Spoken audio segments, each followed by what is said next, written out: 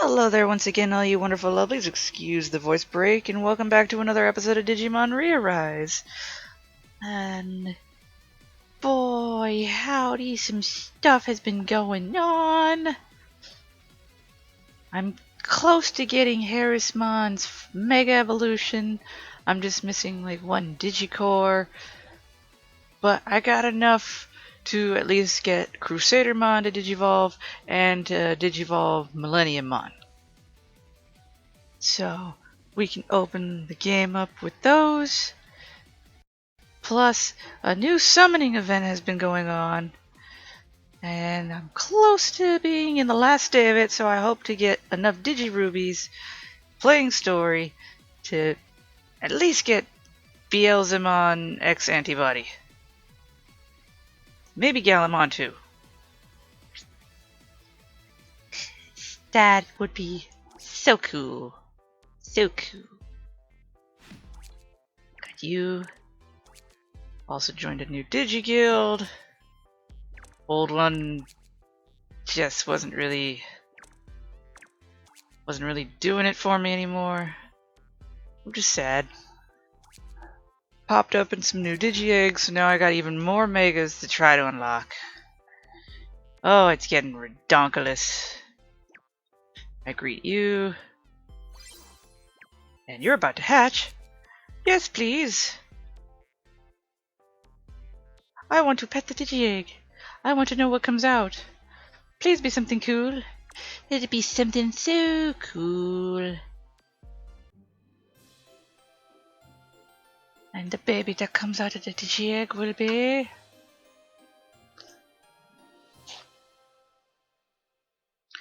Oh shit, I hope you're not something I already have. The other two weren't. They're kind of disappointing, but eh.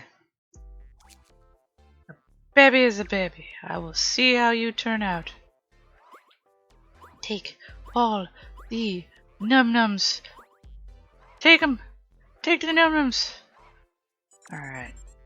Did you clear that? Gotta go to the socials. Gotta do... Really, game? You're gonna freeze up right there? Okay, got it working. I figure for the topic of digital lore today is something I should have done a long time ago. And that was actually talk about what Digimon are. Cause I don't think I had done that. Donk. So... let me just check. Do I need to feed any more of them? Probably do. Whoop. Yay! The baby! The baby wants a cookie. Baby gets cookie.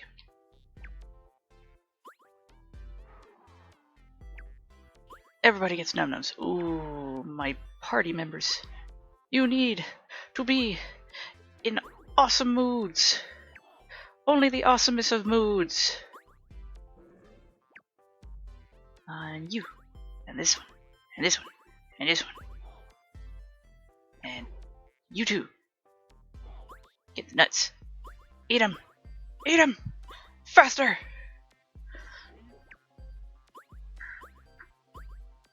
It's bread. But you like it. And we have a shit ton of it. Alright, so what else do I need to do? Oh yeah, I was gonna check exactly. I think I was one away from getting Harris's Mega. I just want to make sure.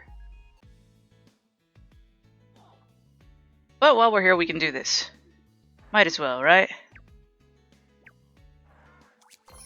Maybe we get some Royal Knights out of the mix. I was still working on Alphamon. That one's being a pain in the ass to get his digicodes. I don't know how to increase the drop rates other than going higher levels, but they take so much stamina and I don't have any more extras.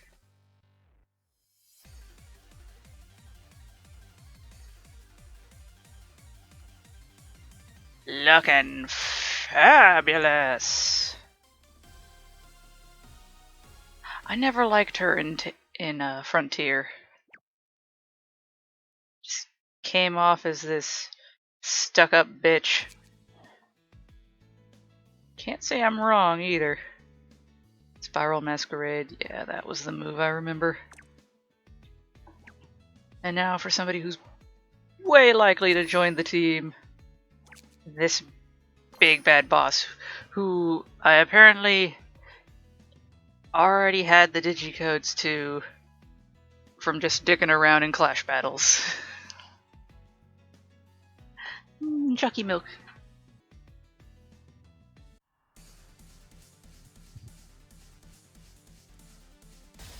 Oh, they're doing the fusion!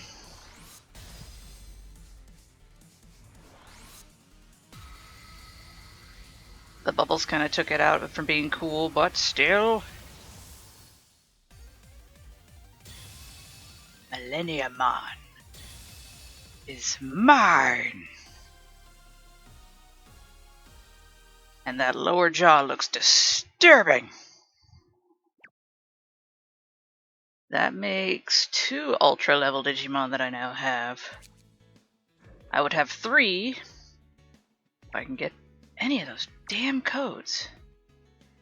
Yeah, I'm talking about you. Yep. Butthole, I've had you since the start of this account. Alright. Oh shit, I do have enough for Alphamon? Oh, sweet! I didn't think I did. Missing 1. Alphamon! Let's do this thing!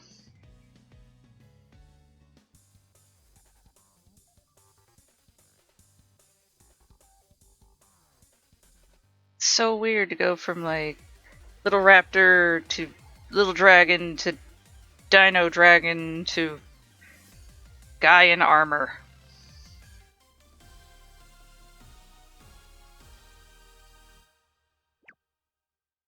It's weird, but it's Digimon. Sweet. Oh, you know what I'm gonna be doing. I'm just gonna be beefing them up. I still haven't worked on trying to get hers yet. Or his. And that's just kind of a repeat of what I got. And then there's Vikingmon. These guys came from eggs that I hatched recently. He's gonna turn into Prince Mamimon. They're not really big deals that I'm looking forward to trying. And then we got Platinum Nimamon. Wait, so he goes from gold to Black King Nimamon? Okay, that's just weird. But yeah. Those guys aren't my main concern. You could already tell they're bottom tier guys.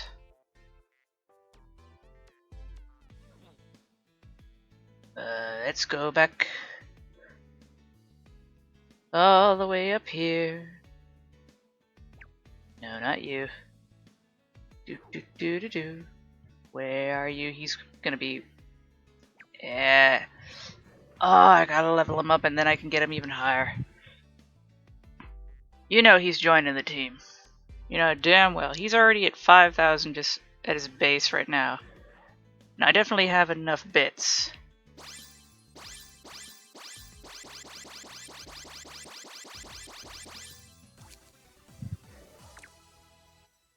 Oh, his HP's 7,000. Oh, this is nice. Can I do need a Digimon to go to level 99 as part of like the weekly thing. Not weekly, but the long-term goals going on right now.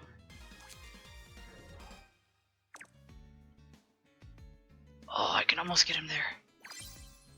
I can almost get him there. I just need... How many of these? Oh, I need some of those green, and I need... 45 more of those purple.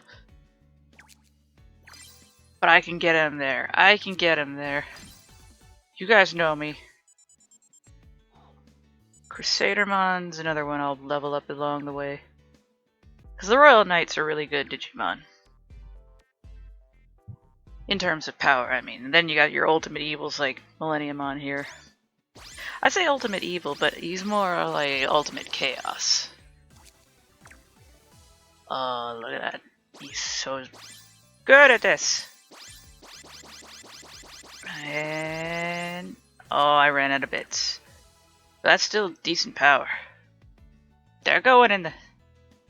they're definitely gonna be going up in the squads.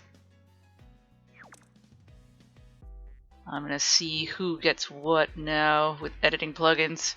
See what happens with... I'm gonna take away the plugins and then see what happens with recommended teams. And whoever's like awesome is gonna be there. I see Imperial Dramon being booted out. Maybe even our dragon, our other Ultra. It's entirely possible. Alright, see you in a moment. Alright, so yeah, at the end of recommended teams, it booted out our Ultra Dragon and Imperial Dramon Fighter mode. Even not complete, Crusadermon still makes the cut. So, let's get into stories and get into digital lore. So we need to earn more Digirubies. Otherwise, I'm going to miss out on this event entirely, and I would hate that. Which we did have some good timing. I gained 350 more Digirubies since the Battle Park season ended, and apparently it's going to do so in another 6 days. But the current event is going on now, and it's going to end soon, so I don't have 6 days to wait.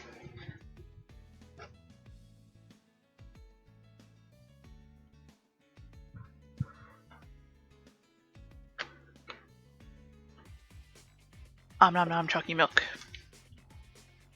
Alright, now this is when, what's his face? Douche Lord, his Digimon gets to digivolve into that weird Brachio Dragon. What is superb mood? I should probably put Millenniumon and Crusadermon in a superb mood. Gonna do that real quick. Much better. Now we can get on with the many levels and lore. Actually, how much does the side story have to do?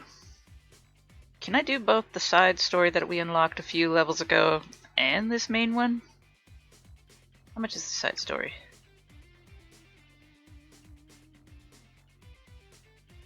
Showdown, a noble Digimon.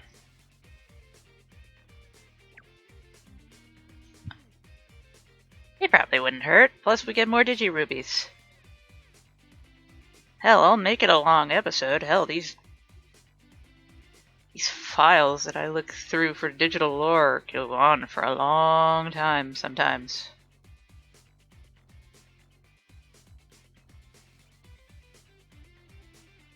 Oh, only 8. Yeah, we could totally do both. Sweet. Clear scene. Have it. Ultimate level Digimon on the party. I'm gonna have to create a team.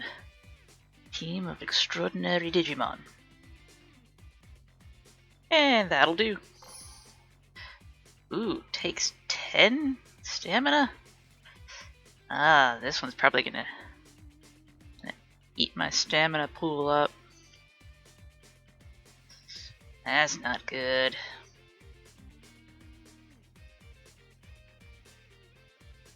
But either way, on to the digital lore.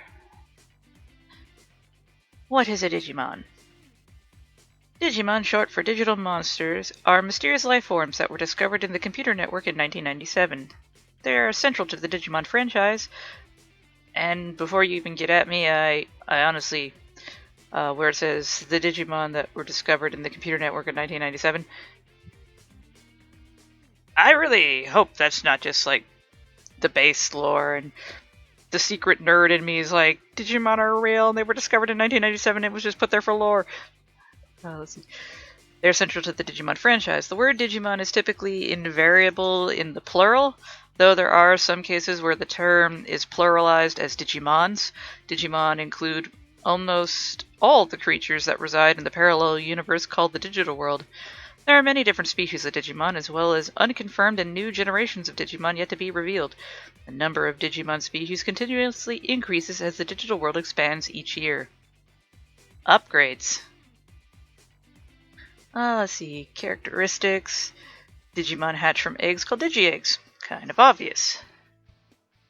I don't care about Pumpkinmon and Nozomi's bullshit story, so it can just play out if it wants to.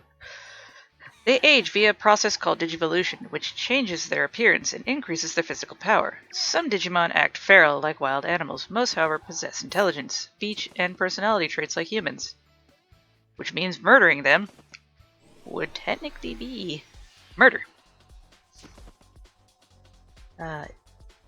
It was mentioned that if a partner Digimon were to be separated from their partner, then they would start to become weaker. An example of this would be Yoli's partner Poromon. When Yoli is away in Kaito, Poromon begins to feel weaker each day. Which is weird. Why? I don't know.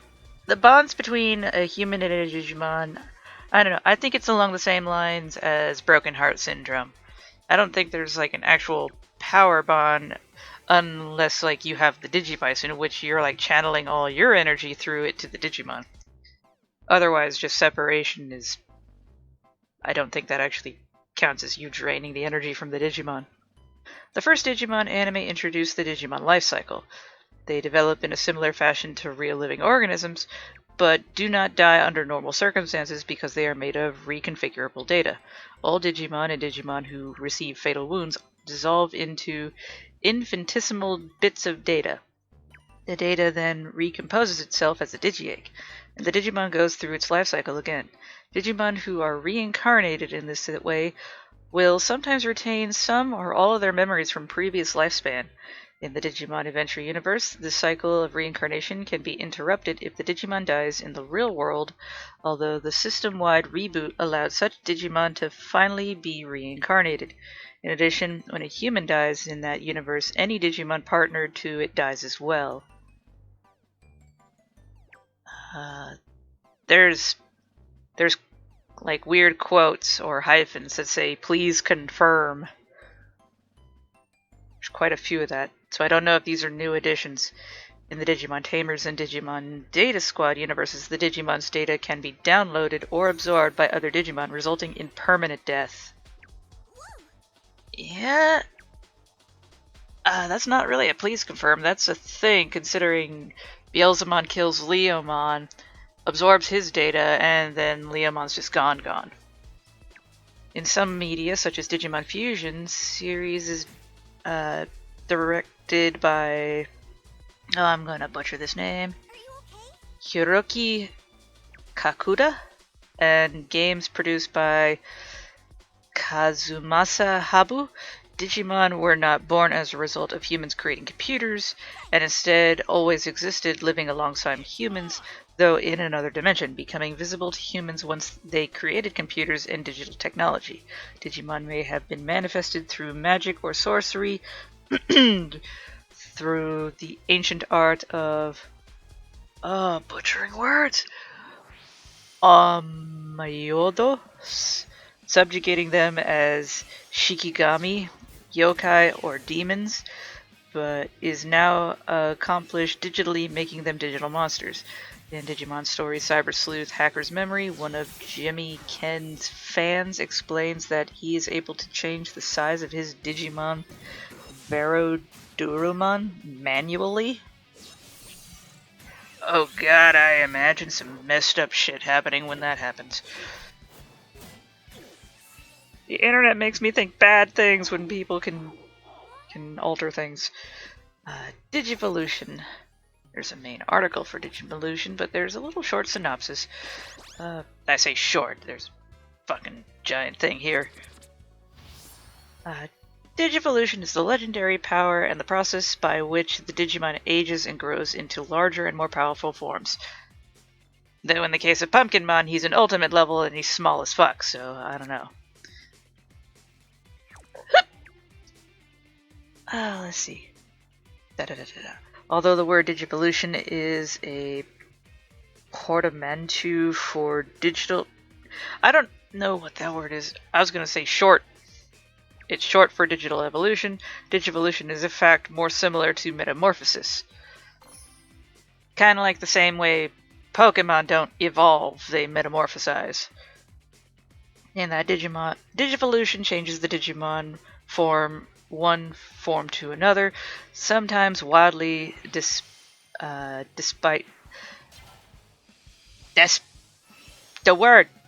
sometimes wildly disparate form very quickly. I don't know what that word is. My brain won't register that word. Digivolution from Digimon is similar to aging for humans. It is generally a one-way journey whereby a Digimon will grow into a new form as they age and gain battle experience and data. However, moving from one form to another becomes progressively more difficult.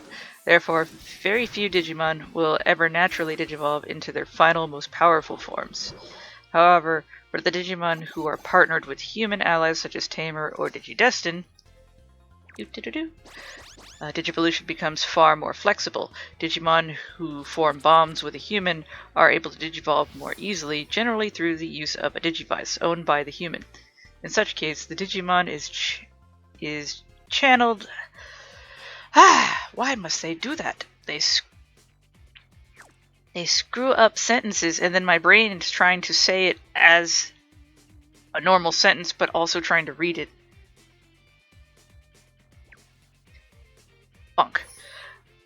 In such cases, the Digimon is able to channel large amounts of energy and is therefore able to instantaneously digivolve into a higher level. However, these Digimon will generally de-digivolve or degenerate back into a lower form after a fight. Digimon partnered to humans are also commonly able to use special forms of Digivolution not naturally available, giving these Digimon many different forms. These include Armor Digivolution and Biomerge Digivolution. In some cases, Digimon have also been granted the ability to digivolve into higher forms by other very powerful Digimon. In Tamers, Impmon is able to digivolve into his Mega form by using the power given to him by Angry Big Red Chicken. Kalumon is able to help Gilmon, Renamon, and Terriermon digivolve with the help of the Diginomes. Not making that shit up. He was able to help to trigger the Digivolution of the Digimon throughout the entire digital world in order to prepare for the upcoming fight against the D-Reaper, because he is the concept of Digimon, the antithesis given form. Pretty much he's Digimon's... Kalumon is Digivolution incarnate. During Digivolution, a Digimon's appearance changes, and many of its other characteristics such as attributes and family also sometimes do. The Digimon's fighting ability increases significantly, and the resulting Digimon is considered to be a different species. However, Digimon species, which are connected through Digivolution, are generally similar in appearance. For example, Agumon is a small dinosaur-like Digimon. One of his Digivolved forms is Greymon, a much larger, fully grown dinosaur, and then Metal Greymon, a larger armor and somewhat winged dinosaur. However, Digimon can sometimes digivolve into forms that appear very different.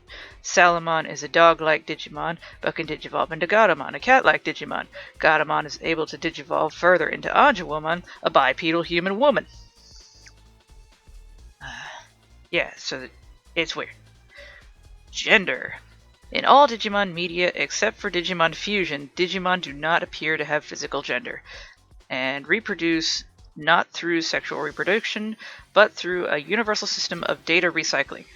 Furthermore, although several species of Digimon have obvious feminine and masculine traits to their species name or body, or secondary sex characteristics such as Lady Devimon or Branchioleomon, any discussion of an archetype member of that species will use the pronoun it, as done in Digimon World Data Squad. The concept is directly explained by two of the major sources. Oh boy. Oh sweet. Got even more.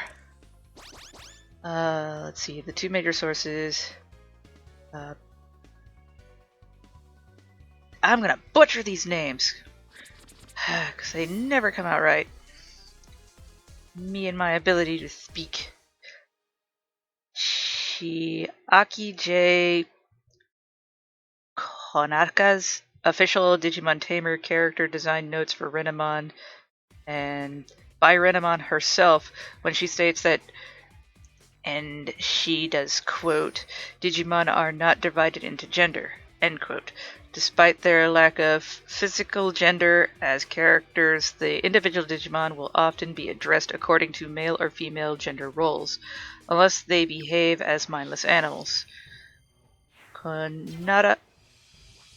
Konaka alludes to this by explaining that, quote, gender seems fairly easy to identify in Digimon, end quote.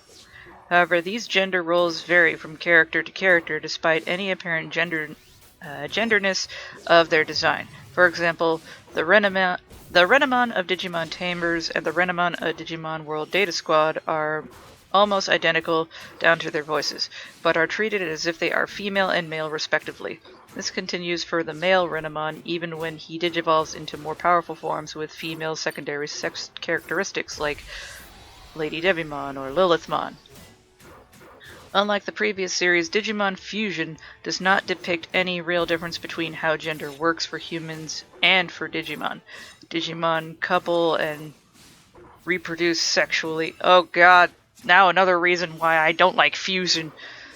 That's basically the Rule 34 website. Incarnate now.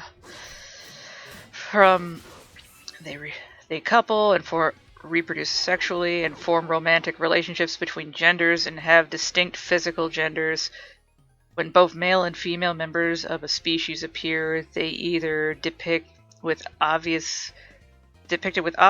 different designs between male and females, as with Beastmon and Minervamon and Ignitemon, or they lack secondary sex characteristics altogether. I didn't know Fusion did that. God, Fusion, you like to break all the damn rules. You're that edgy fucking family member nobody likes. Alright. Did that. Don't worry, I'm not all that interested in clash battles. Not this go around. And now we go on to name. The name of Digimon species is usually based on its form and may even be a pun. And you know how we like puns. Defeat the boss with the main skill. For example, Hyokomon's name and design are derived from the Japanese onomatopoeia for unsteady steps. As well as the chick... I have no idea how to pronounce that word. As well as the chick Gallus domesticus, the species name almost always ends in mon.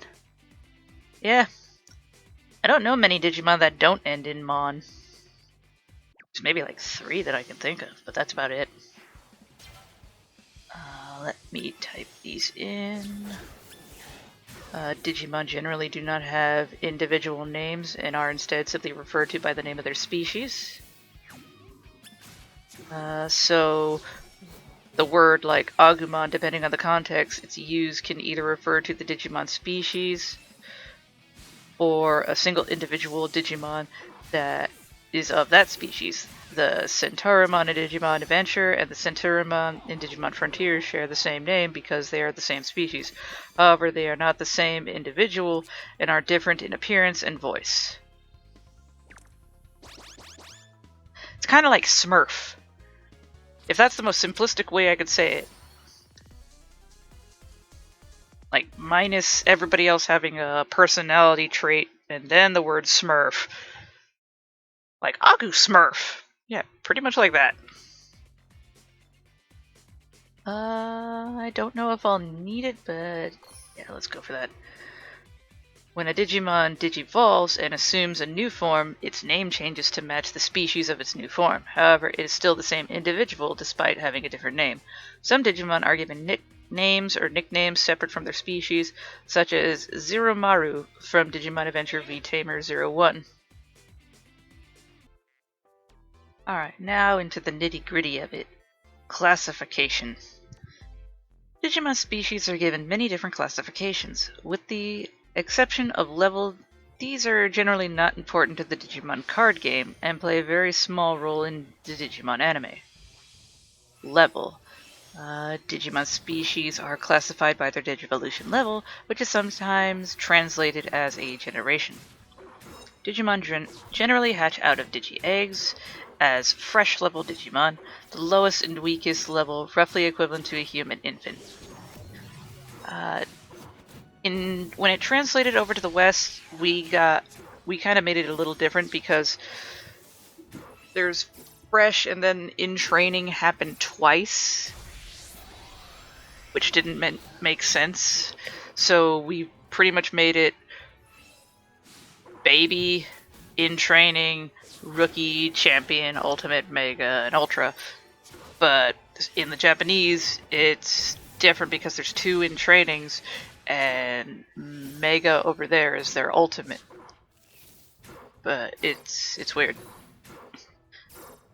As fresh level Digimon, the lowest and weak infants, most Digimon on this level are small and do not have well-defined body parts. Eventually, fresh Digimon digivolve into in-training level, slightly bigger and more complex form of its generally still undefined body parts.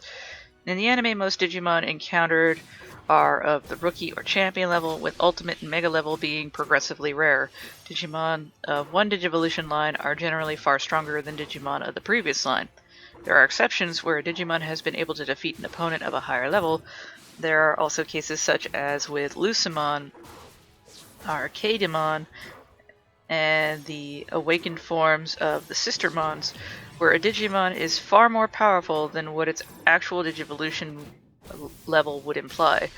The opposite has also happened, as Sukamon and Numemon are seen as some of the weakest Digimon in existence despite being champion level.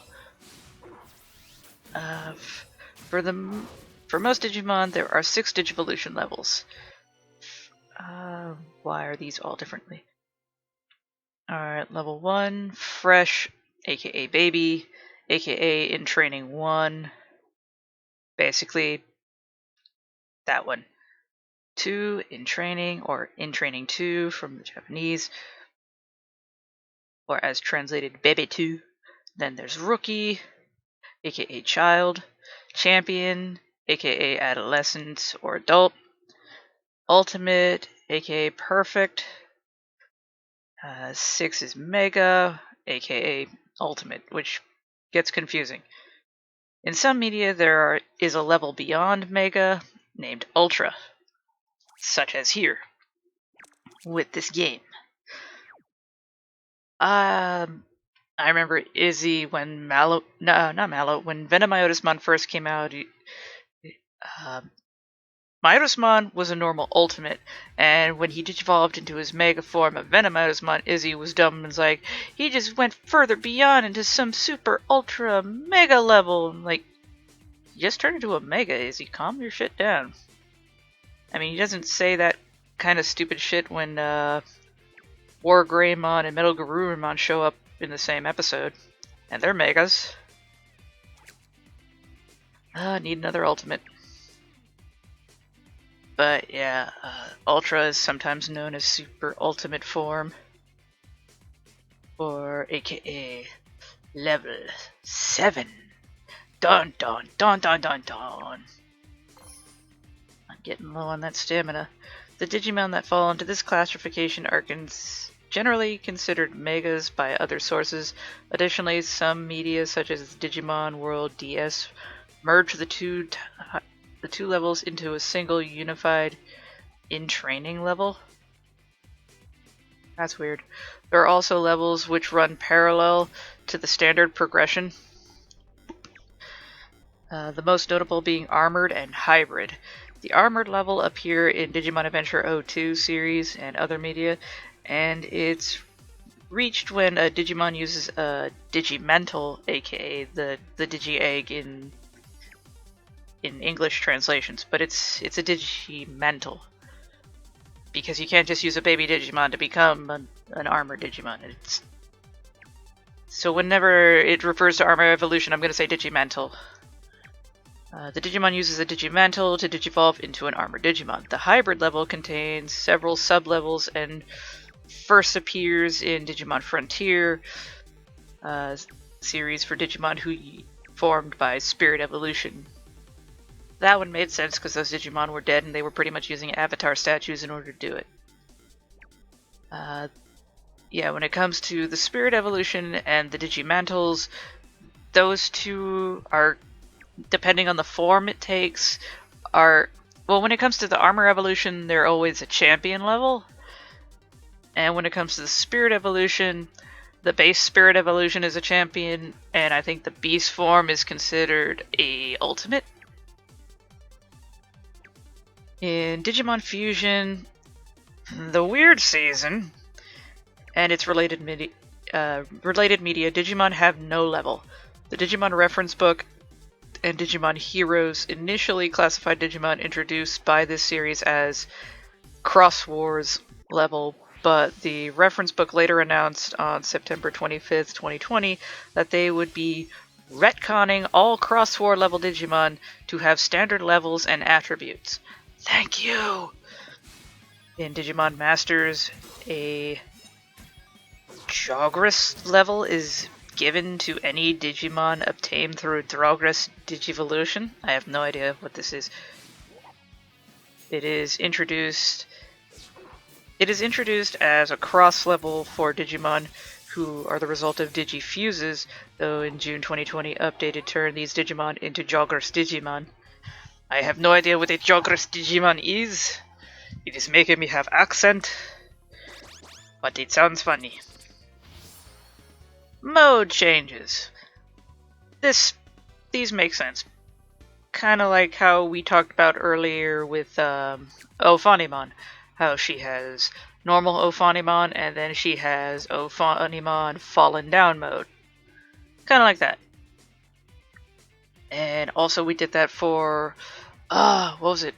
I think it was Belphemon? Belphemon Rage mode and stuff like that. There are some Digimon species who have multiple modes and are able to mode change between them. Often this involves going from their normal form to a special mode that is more powerful in some way. For example, Beelzemon and Beelzemon Burst mode. A Digimon's different modes are generally very similar in appearance. In this case, Beelzemon Blast mode is simply Beelzemon with a giant blaster in one arm, green eyes instead of red, and two pairs of wings, too large, too small. Another example is Gallantmon and Gallantmon Crimson mode, where Gallantmon Crimson mode is Gallantmon with red armor, a spear and sword, and a cape being replaced by angelic wings. Different modes of a Digimon are generally considered to be the same species. Give me those Digirubies. This is because a Digimon who goes through a mode change remains the same Digivolution level, like Imperial Dramon Dragon mode, Fighter mode, and Imperial Dramon Paladin mode, are all Mega level Digimon in appearance despite going through 2 mode changes. I wanted that Dragon mode. I really did. And they retain the same name, except with a suffix given to the name and new mode. Although mode change does not result in a change in the Digimon species or level, it is considered a form of Digivolution. There are a few exceptions to this though. Lucemon in Digimon Frontier, as well as most if not all its appearances in other media, the mode change Lucemon goes through alter both its form and level, going from his regular rookie level to an ultimate level in Chaos mode, and then a Mega level in Larva and Shadow Load mode. Belphemon Sleep mode changes to Belphemon Rage mode in Digimon Story Cyber Sleuth and its sequel Cyber Sleuth Hacker's Memory. Also alter the form and level, as Sleep mode is a Mega and Rage mode being an Ultra. The same applies to Shadow Lord mode, though this time 2 levels are skipped due to Shadow Lord being Ultra as well. In Digimon Data Squad, the transition to Burst mode is called Burst Evolution, showing that this mode change is also considered a form of Digivolution. Now we're talking about attribute, which I do believe I mentioned way earlier in a much sooner past episode. Most Digimon species are classified into 5 attributes: data, vaccine, virus, free, and variable. That's a lot of V's. Most Digimon fall into the first 3 categories, with free being rare and variable most exclusively to hybrid Digimon. Some Digimon either have their attribute unidentified or lack them entirely. Virus Digimon rewrite the area they live in order to create an environment that better suit them.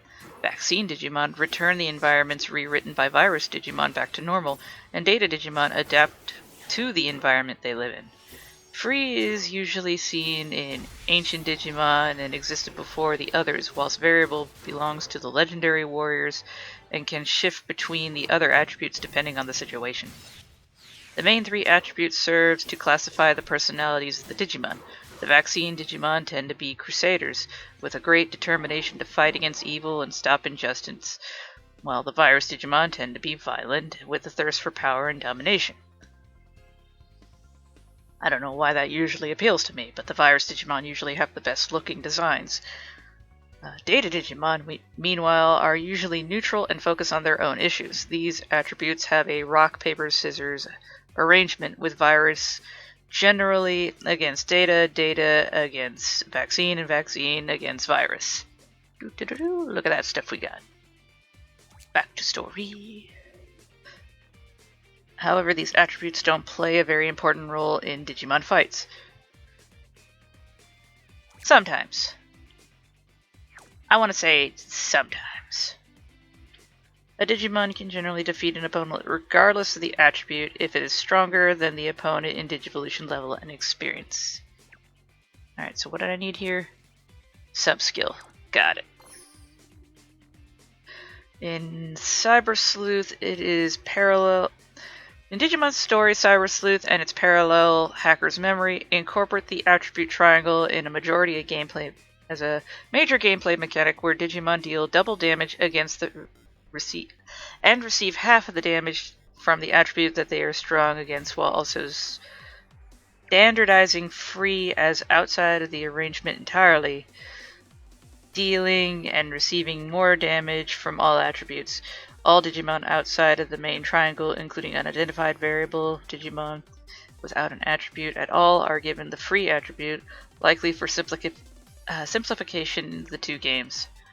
Family. Family I also went over in that trait thing.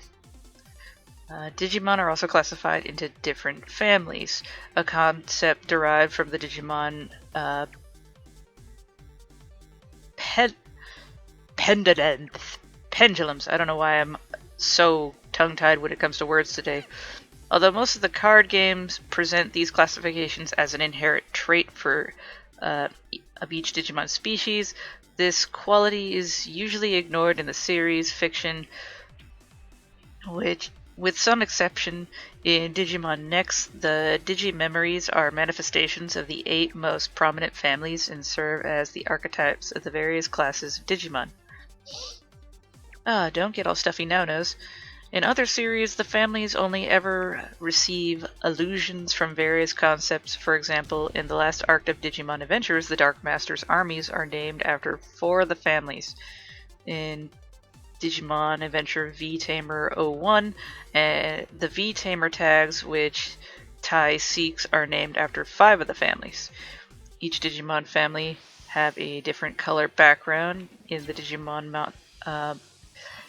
Monster card game and Digibattle card game, and the Digimon within a family usually have something in common. For example, Dragon Roar's family consists of Digimon who resemble dragons. These families become more important in the Digimon World Data Squad and DS Digimon story games, where these families help determine what attacks Digimon are strong or weak to, as well as influence Digivolution requirements. I'm getting myself a tongue-a-tideroo. I did not pay attention. We didn't do the thing. Ah, damn it. Well, I'm gonna have to hit this on a replay. Oop. Typing. As another form of classification. All Digimon species are given a type. A Digimon's type is a loose categorization based on the general characteristics such as physical appearance.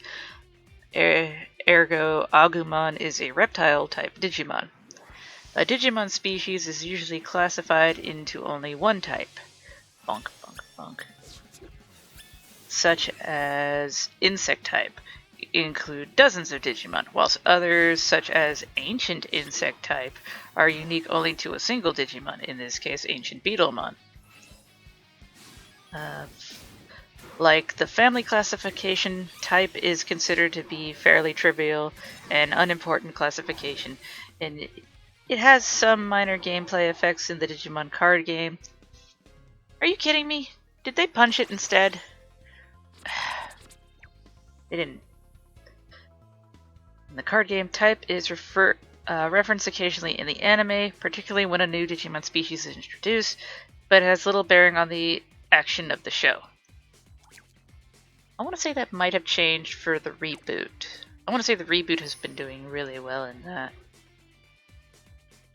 And that's all that was, apart from going into main article page. We could go in to Digivolution as a whole. Bonk, bonk. Because I do believe there's that whole page on it. If I can find it. Digivolution main article. Thank you.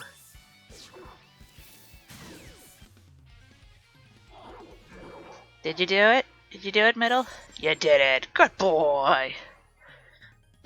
This is why you're still on the team. Because you listen. Ah, squizzy. Alright, we've reached the final. And I am low on stamina. And I only have one. I think I'm okay to use it. It should be fine. Really? A gambling ad? That is random.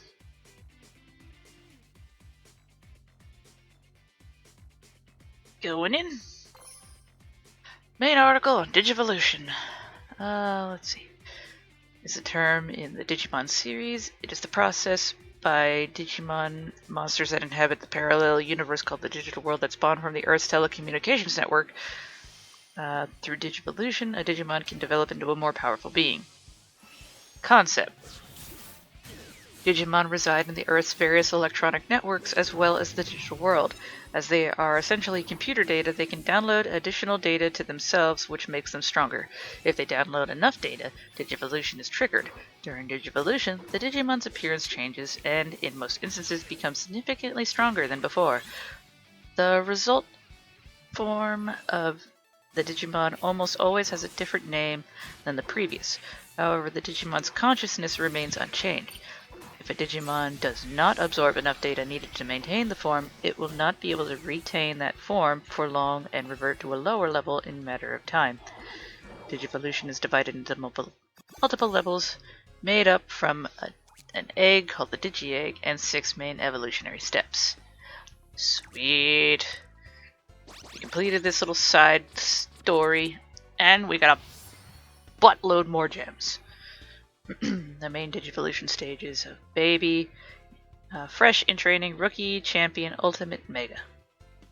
If left to its own devices, a Digimon will naturally age and over time may digivolve using data from the environment. Digivolving from its initial Fresh stage usually progresses, but each subsequent level takes progressively more time. Because of this, only a sparse number of Digimon naturally reach their final forms. Anger and/or the necessity to survive in a great battle can often spur Digivolution. When Digimon are deleted, They either regress completely into digi-eggs or break apart into innumerable pieces of inherent data that can be easily absorbed or loaded by other Digimon. However, when a Digimon forms a bond with a human, they may digivolve more quickly. Using a Digivice, humans can allow a Digimon to almost instantaneously digivolve to a higher level by sharing their energy. This action takes a large amount of energy and cannot happen if the Digimon is weak, injured, or hungry. Digimon who digivolve using the Digivice will degenerate or de-digivolve to a lower form after a certain amount of time, or if sufficiently injured in a battle. I don't know why I was going for the other word. Usually a partner's Digimon default stage is Rookie, Gatomon from Digimon Adventure being a notable exception as she naturally de-digivolves. Naturally digivolved before meeting her human partner Kari. However, sufficient injury or energy loss can cause a Digimon to revert to an even lower form after naturally de-digivolving. A few other Digimon not partnered to humans also have the ability to temporarily digivolve to higher levels, then later revert to their base form, with Hackmon from Digimon Adventure Tri being a notable example. Isn't there a Hackmon in this one too? What a coincidence. On top of the regular stages, special forms exist that can usually be obtained through special methods. Armor, an ancient form of Digivolution, which only a handful of Digimon are capable of. To gain this form, the Digimon needs to absorb the energy from one of the special Digimentals. If a Digimon has multiple Digimentals, its Digivolved forms become progressively more powerful.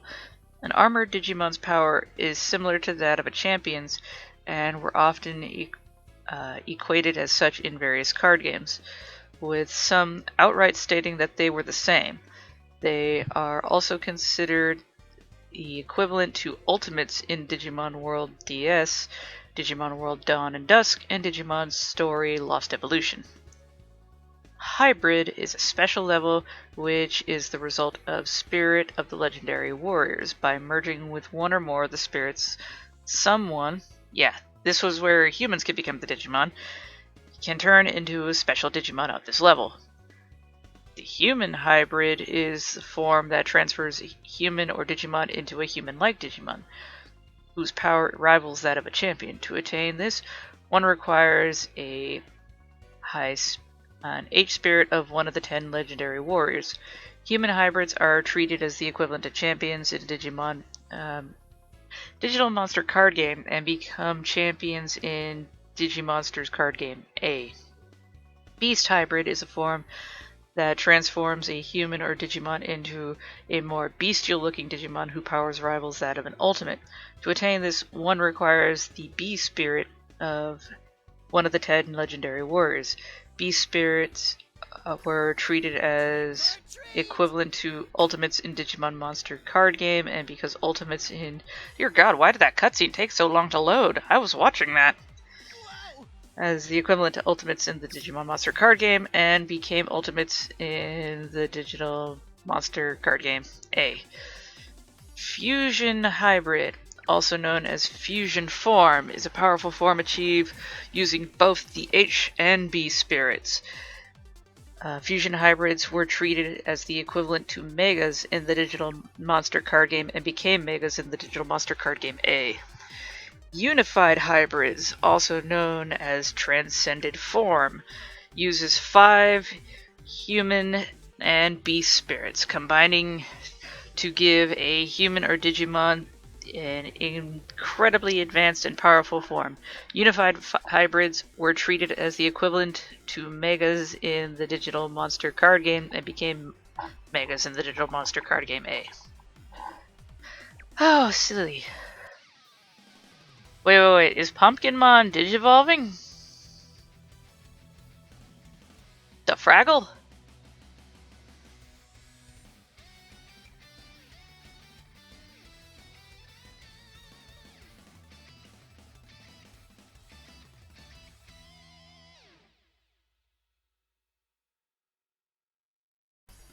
Oh my god, he's Steampump Pumpkinmon. I am Noble Pumpkinmon. Okay, that's hilarious. Continuing, Burst Mode. Shown so far only in Digimon Data Squad and Digimon Masters, though Burst Mode Digimon appear in other media such as cards and games. Something's touching me. Gross. Hi, honey. Love you too.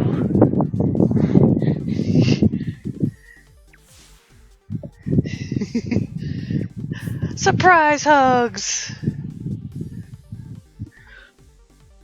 Trick or treat, Wallace! Appearance in other media such as the cards and games. Burst is the power that exceeds Mega, though it may just be a similar mode change when Digimon of a certain level transform to attain greater power, such as Imperiodramon Dragon Mode. A Burst Digimon retains a similarity to the original form, but with new attacks and a clear increase in power, maybe a color difference. It is its own special level in Digimon Masters. Ultra, aka Super Ultimate, is a level even higher than Mega.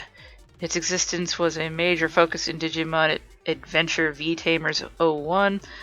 Only a few Digimon are at this level, and many times they are just classified as Mega for convenience, though more recent games have slowly started using it, such as this one. Screw you, Prince Mamemon. Cross Wars. Levels are not mentioned in Digimon Fusion and is its related media, and most of the Digimon created for the series are specified as being Cross Wars level in the Digimon reference book. Some media depict these Digimon as having no level at all. In the anime and some of the other media, a Digimon will usually shout out its type of Digivolution immediately before Digivolving, and then shout out its new name immediately after. Examples are like Agumon Digivolve to Greymon, and Imperiodramon mode changed to Fighter mode. Digimon Story Cyber Sleuth parodies this when Electmon and Nimemon shout out their name Digivolve 2 only for nothing to happen. They state that they thought just yelling it out was how Digivolution worked. This confuses the rest of the characters, though I honestly think that's a cute little in-joke. That's adorable. Alright, we have to gear up. Superb mood, don't get KO'd, everything's good. Though Digivolution is named after the theory of evolution, it is more like metamorphosis, Vioso. Though there is also an element of aging involved, as seen in the Japanese stage names, onto the effects of Digivolution. When a Digimon reaches the next in its level of evolution, its appearance may resemble its previous form, or have no relationship at all, such as Gatomon, who resembles a cat, Digivolve into Angelwoman, an archangel. Usually, the game doesn't freeze when I'm talking, but it also usually does. Be right back. Alright, back in. Herissmon was finally able to digivolve, but he became a massive prick in more than one way. Alright, usually with the case of Digivolution to the champion level, the result Digimon is larger than the previous form, but Digivolution to the ultimate level can often cause the Digimon to refine its strength and decrease its size at the same time, such as Togemon turning into the much smaller Lilymon. The same circumstances can arrive with Mega Evolution as well, such as Metal Greymon turning into War Greymon, Metal Greymon being larger. Let's see. Digivolution is one of the Digimon's special abilities. Digivolution is part of a Digimon's natural life cycle, with Digimon digivolving to stronger forms as a result of age and experience. Not all Digimon may undergo it, but it can happen naturally. They may gain armor and or clothes. In the anime and other media, Digimon can only stay in Digivolution until their energy or data drops to 0. In the dubbed version of the Digimon Adventure and its sequel Digivolution is accompanied by the sound reminiscent of dial-up phone internet connection, possibly to signify how they download data to become stronger. Let's see. So here, meeting today, are we? How did you know? Yeah, little spy or whatever. In Digimon Tamers, it is more difficult to trigger Digivolution in partner Digimon. In this universe, the ultimate source of Digivolution for every Digimon is Kalumon, a Digimon created by the digital world's gods, the Digimon Sovereign, to put the power of Digivolution in a space small enough that it couldn't be detected by the malicious computer program D-Reaper. Dun dun dun dun dun dun! Sniffles, sniffles.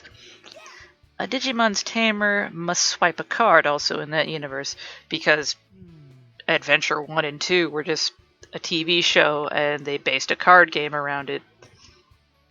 And it just turned out to be fictional in that universe, and then it wasn't. It was weird. Digimon aren't real, and then suddenly Digimon are real! Alright. Swipe a card into the D power as an activator for Kalumon to give them the Digivolution energy.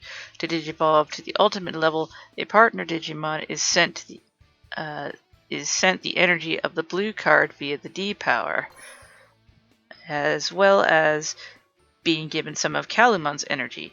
In Digimon Data Squad, a human partner invokes DNA. I already forgot what DNA stood for. Digimon's natural ability within themselves. DNA is a manifestation of the human partner's emotions they can send to their Digimon to prompt Digivolution. Some non-partner Digimon feed off the negative thoughts of people to digivolve into the series. Let's see. In each series, it is possible for a swarm of fresh or in-training Digimon to combine into one of a higher level. As this method of evolution produces a Digimon with one consciousness, it cannot be considered a type of DNA Digivolve. DNA Digivolution. Super Digivolution / Matrix Digivolution / Perfect Evolution / Warp Digivolution. Alright, going on into that one now. Don't tell me we're having another clash battle. Fine. Super Digivolution is the term when a Digimon digivolves from its champion stage to its ultimate form. However, in the English dub of the first 2 seasons, this process is not given a unique term. It was simply called Digivolution. That's how I'm used to it. This same term is used in Digimon Fusion to describe temporary Digivolution or Digivolution that at will, such as Shoutmon's Digivolution to Omni Shoutmon and Metal Greymon's Digivolution to Zeke Greymon. In Digimon Adventure, the power of a crest is required. At first, it requires the Digidestined to display the trait of their crest, such as tie with courage or sorrow with love, in order to achieve ultimate. Afterwards, it is easier to digivolve to ultimate, but the main activation required an enormous amount of display of that trait in question. Incorrectly displaying that trait results in dark Digivolution. However, towards the end of Digimon Adventure 02, the original 8 Digimon were able to digivolve to their ultimate forms using the power of Zulongmon's Digicore. Because in the period of time between Adventure and Adventure 02, the Digidestined had sacrificed their crests in order to put up a barrier to, keep bad shit from happening to the digital world and the human world, basically securing the location. But then Season 2 happens, so that noise. In the Japanese version of Digimon Tamers, both of the Champion to Ultimate and Rookie to Mega progressions are preceded with the words Matrix Evolution.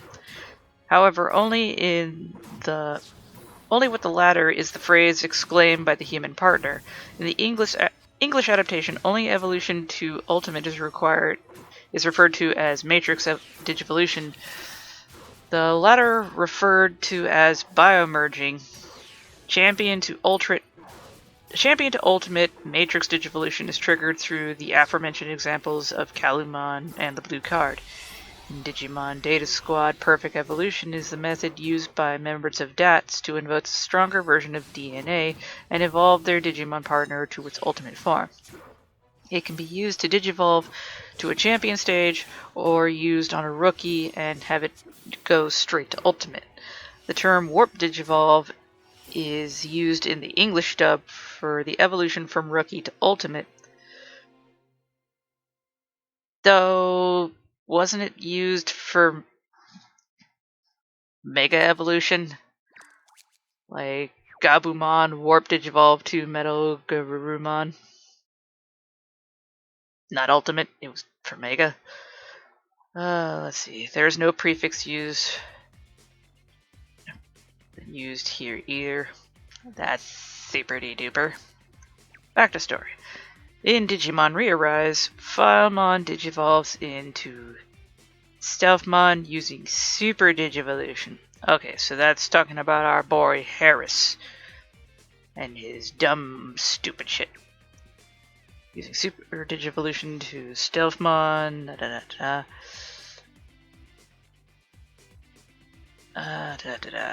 Kabuterimon tries to Super Digivolve, but is stopped by an Infernal Clash battle.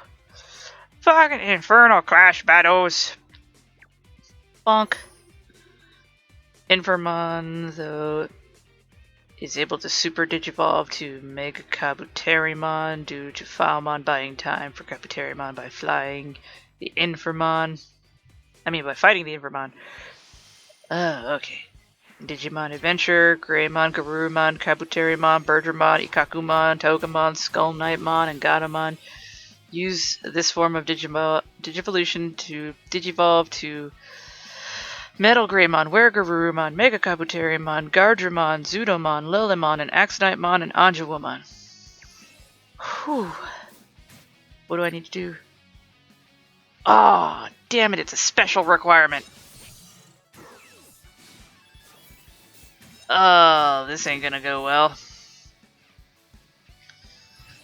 Oh well, I'll just go through these and do specials right when we complete everything. No point wasting time and running this train low. Mega Digivolution is a Digivolution method that allows an ultimate to become a Mega. Obviously. Okay, this one's a little easier. In Digimon Adventure 02, it is initially used by Paildramon to digivolve into Imperial Dramon, the dragon form, because that's what it started out like. Like Digimon-Tamers, this series has the Digimon Sovereigns, though only a Zulongmon appears here. He was the start. Zulongmon shares the energy of the Digicore with the Adventure 02 partner Digimon, a ball of powerful energy that catalyzes Digivolution in a similar way that Kalumon does in Tamers. Combining the power of their Digivices with that of a Zulongmon, the other Digimon who were at the training level at the time digivolved to rookies, but the ultimate level Paildramon, who was fighting a losing battle against Mummymon and a Triceramon at the same time, is given the ability to Mega Digivolve to Imperialdramon. By the time of Digimon Adventure Tri, it is also used by Zudomon, Lilimon, Mega Kabuterimon, Gardramon, Magna Anjumon, Metal Greymon, Weregarurumon, and Anjouamon so they can reach their Mega forms. Oh god, even more names. Bikemon, Rosemon, Hercules Kabuterimon, Hawuomon, Seraphimon, Wargreymon, Metal Garurumon, and Magnadramon. The dub, however, only refers to this as Digivolution. In Digimon ReArise, Stifilemon, or whatever his name is, Mean Prick of Herissmon, uses Mega Digivolution to digivolve into, the meaner prick. The virus version of Herissmon. Raznemon or something like that. Yeah. Razinemon. A new let's see. In Digimon Adventure, Metal Greymon Ultras mode uses the form of Digivolution to become War Greymon. Alright. Degeneration is the opposite of Digivolution. In this process, a Digimon reverts to a lower form. This usually occurs when they lose enough energy of their data, either through falling in battle or simply consuming a temporary boost of energy. In the anime, a Digimon that has used up all the energy from a temporary Digivolution will generally de-digivolve further depending on how high of a form they had been using. Champion to Rookie, Ultimate to In Training, Mega to Fresh. This first happens in Digimon Adventure when Angemon reverts to a Digi-Egg after using his energy to defeat Devimon. As the Digimon uses the higher form more often, they get used to it. I was gonna say that because I forgot how to say acclimate, and do not fall so far when they expire. One of the first actual uses of the term de-digivolution in the anime is by Izzy. Makes sense, because it was how the show introduced everything. In Digimon World DS, the protagonist can have a Digimon degenerate in order to increase its total attribute, i.e. maximum attained level, as well as to improve its stats generally when compared to a new Digimon. Compared to a new Digimon of the same form and follow alternate Digivolution paths, some Digivolution paths require the increase in aptitude, as the necessary level is higher than the Digimon's initial aptitude. Kind of like, you can't join this club until you get grades in school. So then you take extra study courses or something like that. I don't know, this is me trying to make an example. Having not done shit like that in school. Bonk.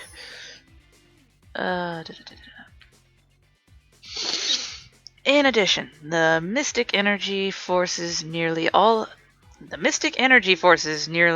Digimon's citizens of City.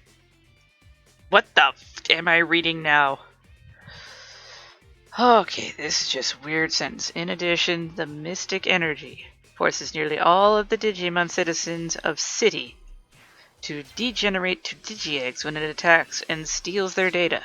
When the Cyber Sleuth games replace aptitude with ABI, though it works mostly the same way, while Max Levels has changed to its own mechanic. I'm very confused by the following sentence that I have read. Alright, back to some normalcy. In Digimon Adventure, Apocalypmon can forcefully revert a Digimon to its lowest form they are able to maintain. Yeah, he was... I don't know what happened in the dubbing for Apocalypmon, because if you watch the sub for Apocalypmon, his dialogue is far more imposing and painful. But then when you get to the English dub, it's stupid as fuck.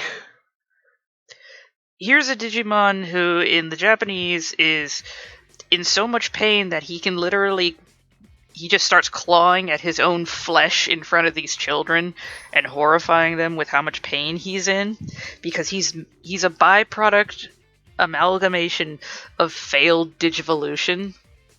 So those that died in the process of Digivolving, he's just he's all that data just in one physical form, and he's suffering, so he just starts clawing at himself and saying fucked up shit. And then when you get to the US version, we got him saying, "Why am I always left out? Why am I not the pizza but the crust?" And you're like, okay, this dude's just a dumbass. Yeah, they did Apocalypmon dirty in the dub. In Digimon Tamers, Antilamon was stripped of her abilities and reverted to Lopmon as punishment for protecting Suzy, but was eventually able to regain her former power. In Digimon World 3, Herissmon can use a technique called Helter Skelter, which forces... I did not need to be thinking of Charles Manson, but thank you for making me think of Charles Manson. Which forces its target to de-digivolve into its rookie form.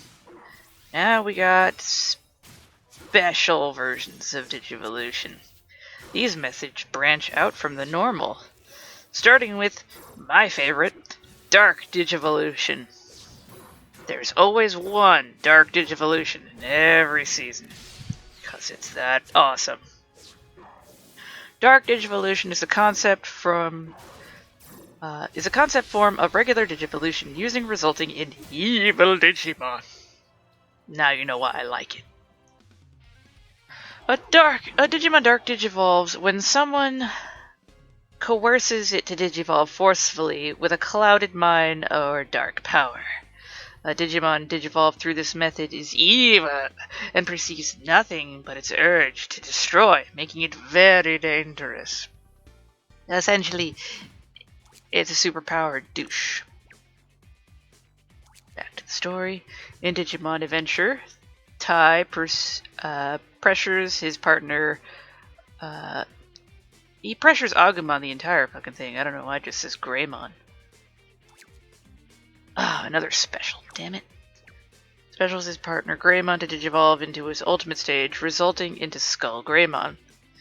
The arrival Skull Greymon. Greymon Dark digivolves to Skull Greymon again.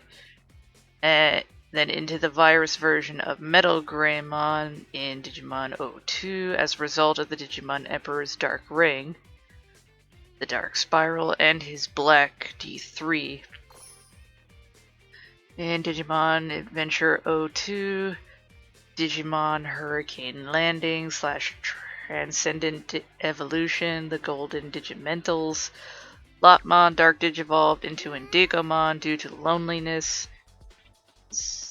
I think the English dub tried to say he got hacked with a virus, and that's why he became the Dark Cherubimon. In Digimon-Tamer, Staccato, enraged by the death of Jerry's partner Leomon, wills War Growlmon to become Magidramon, a Digimon so viciously powerful it threatens the entire digital world, unleashing the power of the digital hazard symbol on its chest. In Digimon Data Squad, Marcus's rage towards Thomas' defection causes Shine Greymon to transform into his Ruin mode.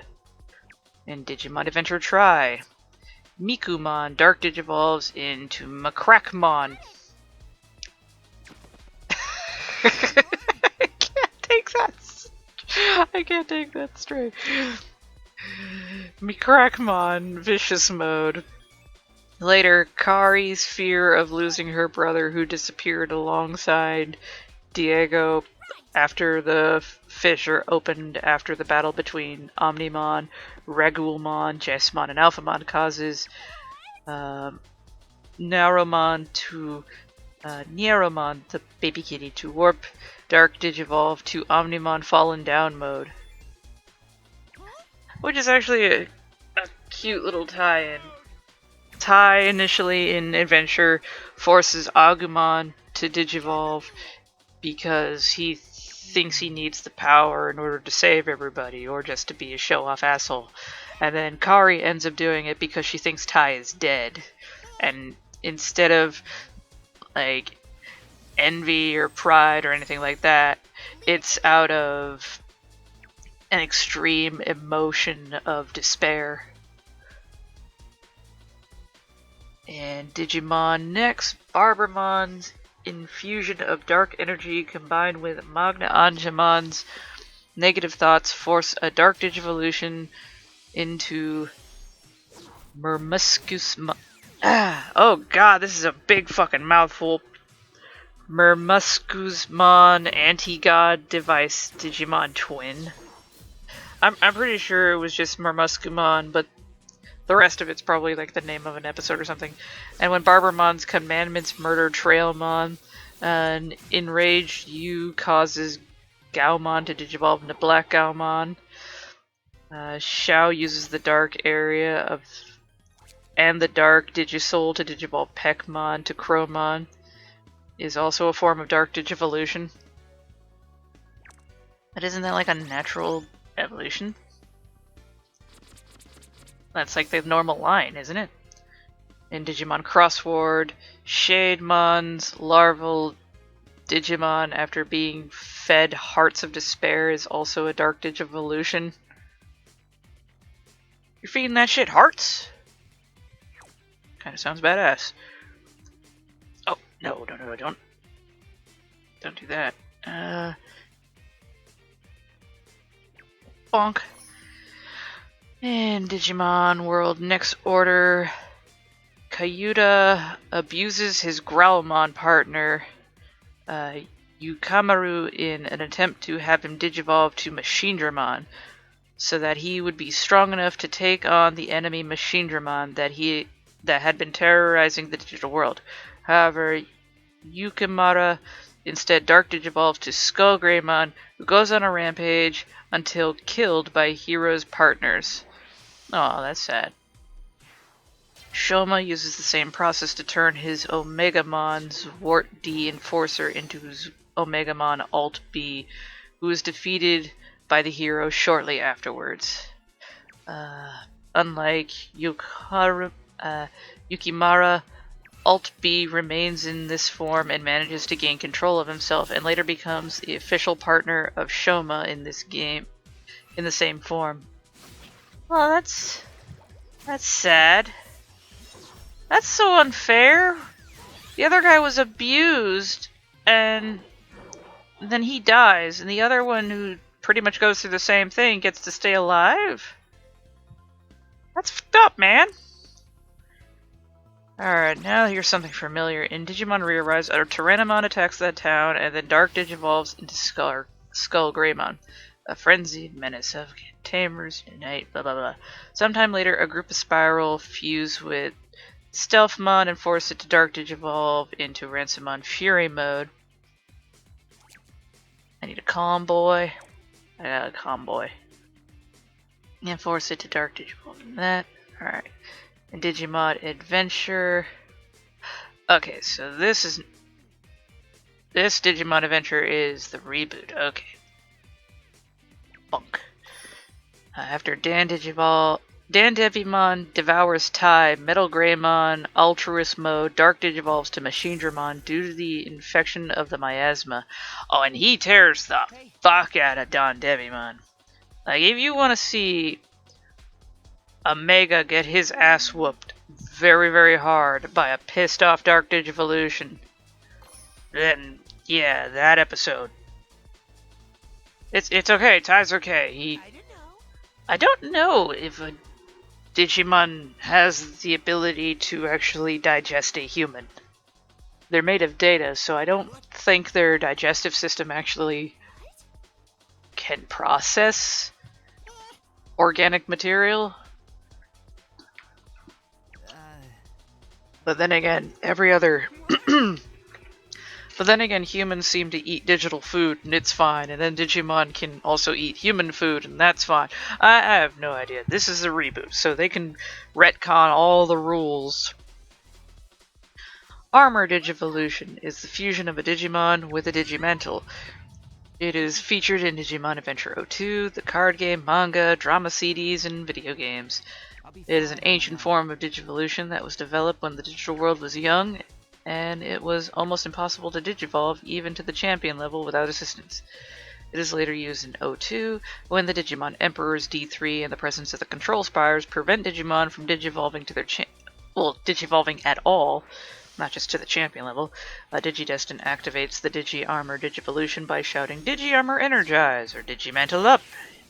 In the English dub, a golden Digimental is activated by shouting Golden Armor Energize. Now for the fun one, DNA Digivolution. It is a method first used in the Digimon movie, because the movie, I think, came out prior to the ending of the first season,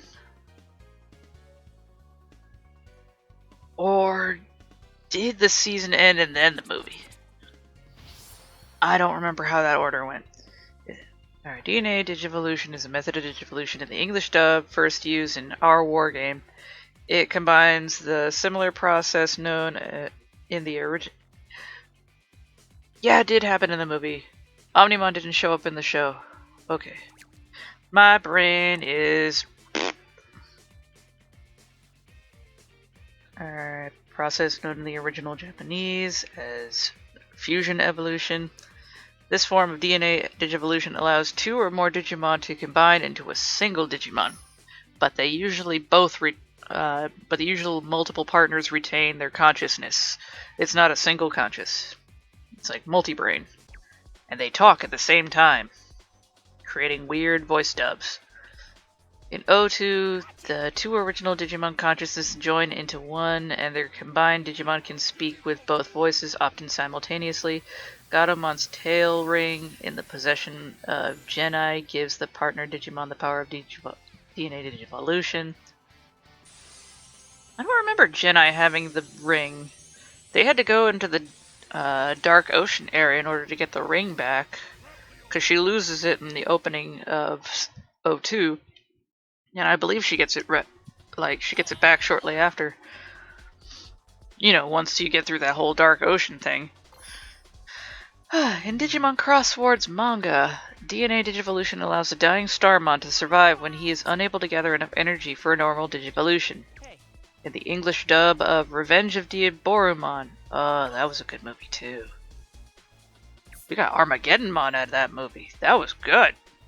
Warped DNA Digivolution allows 2 rookie-level Digimon to skip Digivolution to the required stage for combining and going straight into DNA Digivolution. Agumon and Gabumon are the only ones to have used this, becoming Omnimon without warp Digivolving to Wargreymon and Metal Garurumon.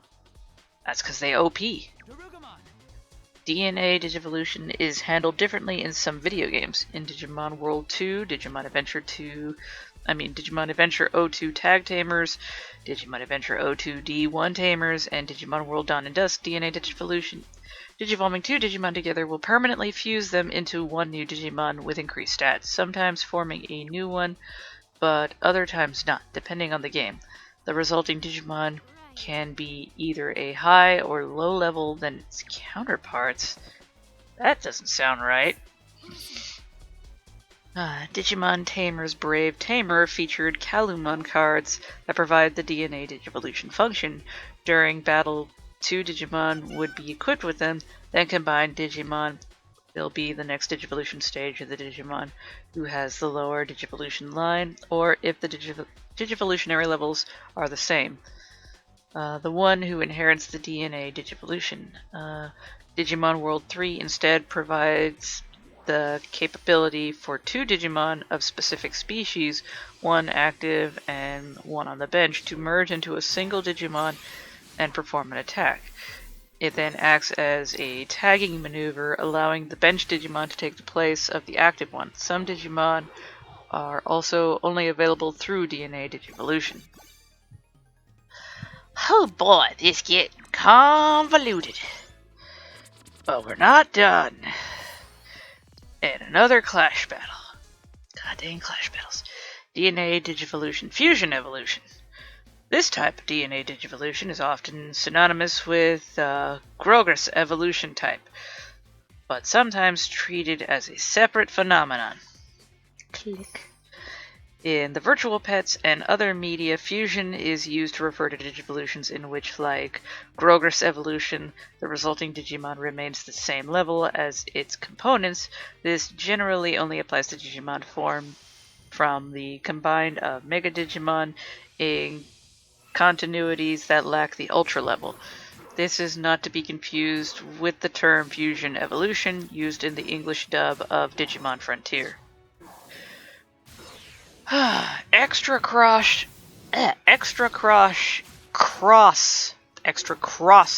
evolution. I don't know why I was doing that word. Also shortened to EXE, is a form of Digivolution exclusive to Digimon World Next Order. Nose. Why you stuffy? It resembles DNA Digivolution as seen in Digimon 02, however, is given a different name as DNA Digivolution in Next Order is permanent, whilst EXE is temporary and only available during battles. DNA is specific to only certain Digimon. EXE, however, can be achieved by every single Mega level Digimon. Every Mega can perform EXE with every other Mega and Ultimate level Digimon, leading to thousands of combinations. The resulting Digimon will be one of the yellow Mega level Digimon. Both the hero's partner Digimon stats will be combined though this cannot cause stats to go above the maximum. EXE can be performed manually, though there is a small chance of an EXE evolution after they are defeated in battle, which will cause them to be fully healed when the EXE is complete. Okay.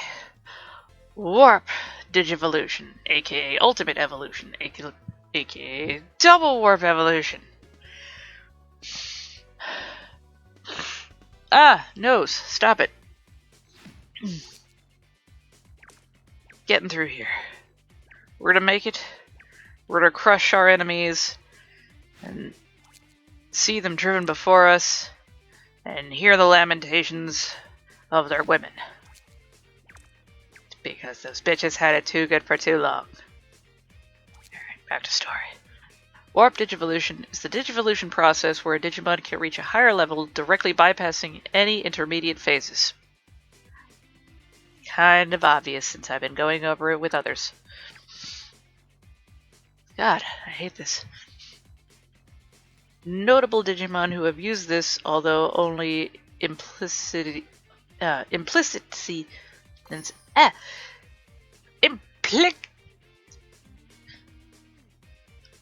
Notable Digimon who have used this, in some cases, are Agumon, Gabumon, Leomon, Angemon, Karamon, Lopmon, and Impmon. In a few cases, particularly Agumon, Gabumon, and Angemon, they do not actually bypass any intermediate phases. They simply go through it very quickly.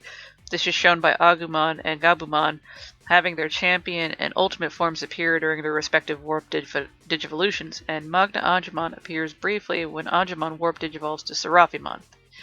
In Digimon-Tamers, Impmon gains the ability to warp digivolve to Beelzemon motorcycle. They keep putting the names of the episodes next to the Digimon, and I end up saying it and sound stupid. Warp digivolve to Beelzemon, though it is never clear. It's never actually called Warp Digivolution in the series. In Data Squad, Warp Digivolution refers to the digivolving directly from Rookie to Ultimate. The term Double Warp Digivolution is used when a Digimon digivolves straight from Rookie to Mega, much like Warp Digivolution from the first two seasons, with one subtitle difference. Subtle difference. During previous seasons, Warp's Digivolution and intermediate phases of the Digimon are shown, but during Double Warp Digivolution, all intermediate phases are skipped and not shown at all. The call is... damn it! Again, with the putting of the names of the frickin' episode in the way, making me read it over and it sounds stupid. In the original Japanese, it's called Ultimate Evolution, and during evolution, Digimon simply use the term Shinka without any prefix. Mode changes. Mode changes occur where Digimon becomes a different version of its current species. The new mode is usually more powerful than the previous. In Digimon Cyber Sleuth and Cyber Sleuth Hacker's Memory, mode changes differ from standard Digivolutions in that they allow the Digimon to freely shift between mode changes forms. And the game froze on me again, so I will be right back. But yeah. Alright. Digimon known to mode change are Ultra Force Veedramon to Future Mode, Daemon becoming Beast Mode, Apocalypmon to Creepy Mode, Imperial Demon Dragon to Fighter Mode, and then to Paladin Mode. I've also heard it called Perfect Mode, but Black Imperial Demon Dragon Mode to Fighter Mode. He doesn't get a Perfect Mode. Haha, sucks to be you.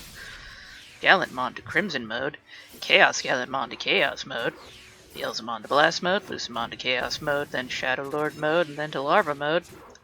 Magna Garurumon becoming Magna Garurumon SV, Shine Greymon to Ruinmon, to Ruin Mode, Shine Greymon to Mirage Gargomon, Rosemon, Ravemon, Brachioleomon, and Agumon in 2006 anime to Burst Mode, Belphimon Sleep Mode to Rage Mode, Leopardmon to Leopardmon to Leopard Mode, Mad Leomon to Armored Mode, Orochi Mode, and Final Mode, Skull Knightmon to Arrow Mode, Cavalier Mode. The word makes me want to say Nergigante. Naginata Mode? It's been so long since I've had to say the word Naginata. I don't think I've had to say it since Inuyasha. Damn. And Mighty Axe Mode. Dorbrickmon and Neomyotismon plus Splashmon and Gravimon and Apollomon to Darkness Mode. Neomyotismon was an interesting one. I can't find any information of its Digivolution line other than it sharing the Myotismon name in its name. So I just lump him in with the other evolutions of Myotismon. But it's also Omega, so I have no effing idea how it comes about. Shoutmon, X7, and Arresterdramon to Superior Mode. Arresterdramon, that is a bizarre thing. Grandish Kawagumon to Honeybee Mode. Deckerdramon to Float Mode. Going back to story. Sethmon to Wild Mode. Nightmon to Wise Sword Mode. Chronomon DM to Holy Mode. Can I get into old DMs? Subskill. Great. Ophanimon to Fallen Down Mode. Cerberumon to Werewolf Mode. Jupitermon to Wrath Mode. Everybody's got a Wrath Mode. Junomon to Hysteric Mode. That's just mean. Jupiter gets Wrath, so Zeus and his Thunderous Fury. But Juno is Hera, and you made her hysteric. It's not her fault. She's in a terrible marriage. Just mean. Omnimon to Merciful Mode. Metal Greymon to Altruist Mode. Wergarurumon to Sagittarius Mode. What? Is confusion. Warp DNA Digivolution is simultaneous performance of Warp Digivolution and DNA Digivolution, allowing two Digimon to go straight from lower levels to higher levels that is normally a result of DNA Digivolution. In The Revenge of Diaboromon movie, Agumon and Gabumon warp DNA Digivolve together directly into Omnimon. Biomerge Digivolution, which was the entire thing of Tamers at a certain point. Which we should have known was coming. Should have known it was coming for the same thing in Frontier. Bio Digivolution, or simply Biomerge, aka Matrix Evolution, is used only in Digimon Tamers. It is a form of warp Digivolution similar to DNA Digivolution in Digifuse. Damn, I am missing a lot of stars in here, and I am not happy. For the main skill, okay. In that a partner Digimon merges with its human tamer to digivolve directly to the Mega. Bonk. Like DNA Digivolution and Digifuse, the Digivolution is unlocked as a result of the components, in this case the Digimon and their tamer, being united in a single overriding goal, and yet the original consciousness still exists. Bonk, bonk, bonk, bonk. Still exist. independently within the resulting Digimon on a spiritual level. In a biomerge, this represented as the human tamer laying naked within its own partner, surrounded by the bubble of light. Name the Tamer Ball. Yeah, no one likes to remember that. Had it. Let's see. Unlike DNA, Digivolution, and Biofuge, Biomerge Digivolution can normally only be performed in the digital world, where both the human and the Digimon components are composed of data. But in Digimon Tamers, this is restricted when Doberman delivers power from the Digimon Sovereigns to be used as an interface. I think I remember that episode. Within the fiction, they say fiction, but they mean the lore. The 4 Digimon shown to have biomerge are indicated to be quite powerful, even for their mega level. A Tamer activates biomerging by commanding biomerge activate in the English dub. In the Japanese version of the term is Matrix Evolution. Let's see, Matrix was used both for evolution to ultimate and biomerging. Tamers and Digimon known to biomerge are Takato and Guilmon to make Gallantmon, Henry and Terriermon to make Mega Gargomon, Rika and Renamon to make Sakuyamon, and Rio and Cyberdramon to make Justicemon. Let's see.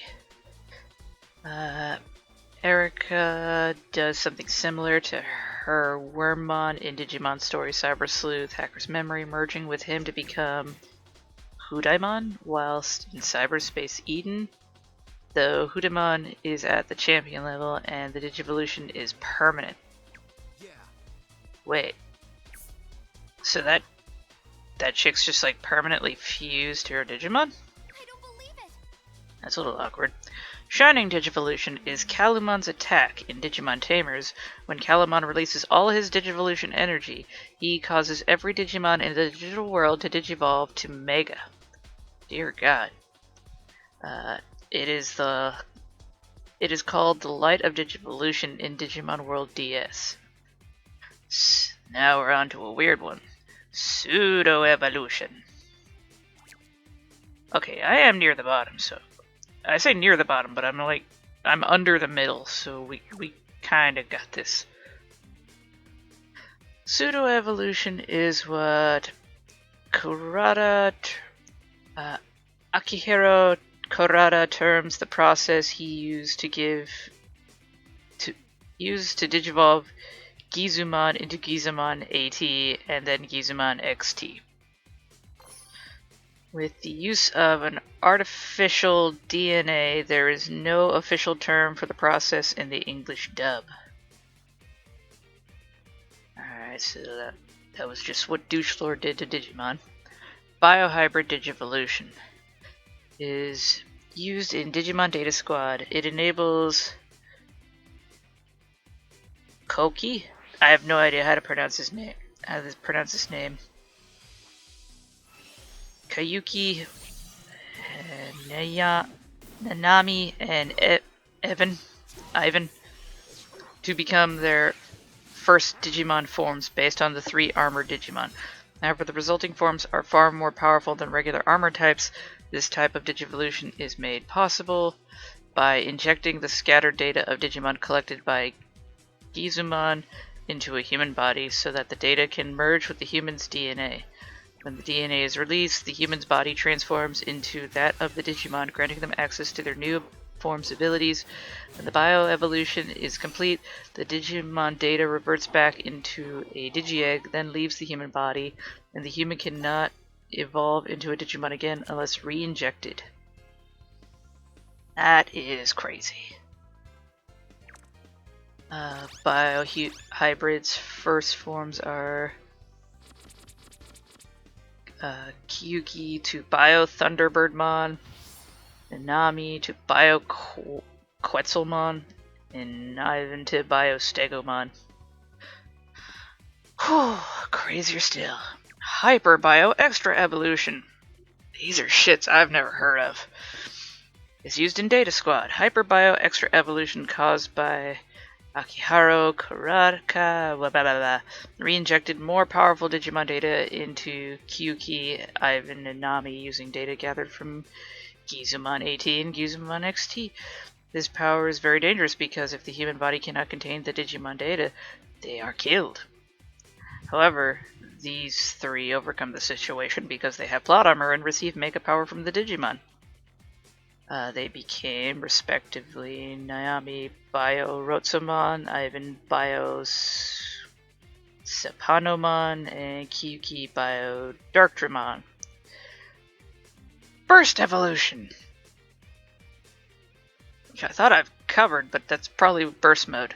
Burst Evolution or Burst Digivolution is used in Digimon Data Squad, pop my fingers, and in Digimon X. In Data Squad, it is the mode change. It enables a Mega Digimon to reach its burst mode and an even more powerful form. It's called, the call is Charge DNA Burst Mode in English and Charge Digisoul Burst in Japanese.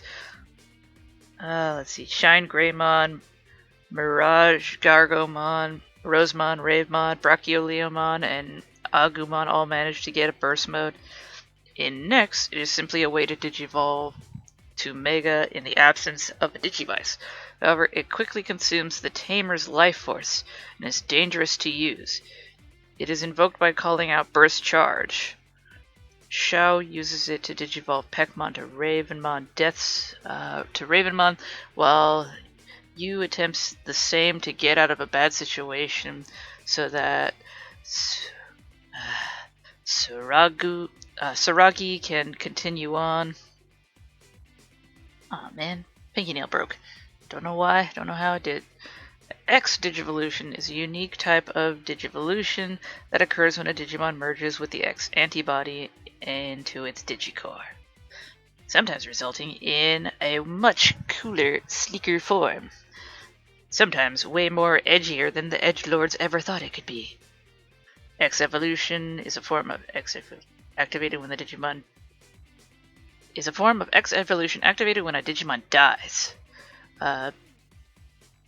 Dorugamon and Dorugreymon and Dorugoramon can each perform Death X Evolution to become Dexgorumon, Dexdorugreymon, and Dexgorugorumon. The tongue twisters. In Digimon Chronicles X, Grand Dracmon defeats Digimon in the old digital world, forces them to undergo Death X Evolution, and then sends them to the dark area. What are you planning, Grand Dracmon? You have shit? Blast Digivolution!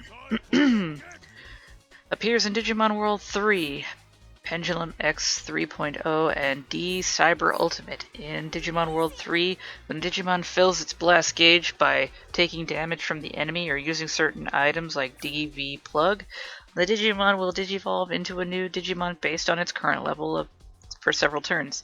That Digimon will be fully healed and have access to its personal finisher. Furthermore, any techniques used during the state cost no MP. During that state, the Digimon cannot use DNA DV. In Pendulum X 3.0 and D Cyber Ultimate, Blast Digivolution has Digimon temporarily digivolve into a higher form for one attack. Orange will have them digivolve one level higher, whilst green will digivolve them 2 levels higher. Megas digivolve into more powerful Megas. There are multiple Digimon only available via Blast Digivolution. The concept of sudden evolution in Digimon World DS is similar. By using the Digivolution Disc item, a Digimon can attain a Mega Digimon from related to its family, which will then perform a single attack before reverting. Okay, getting closer to that bottom now.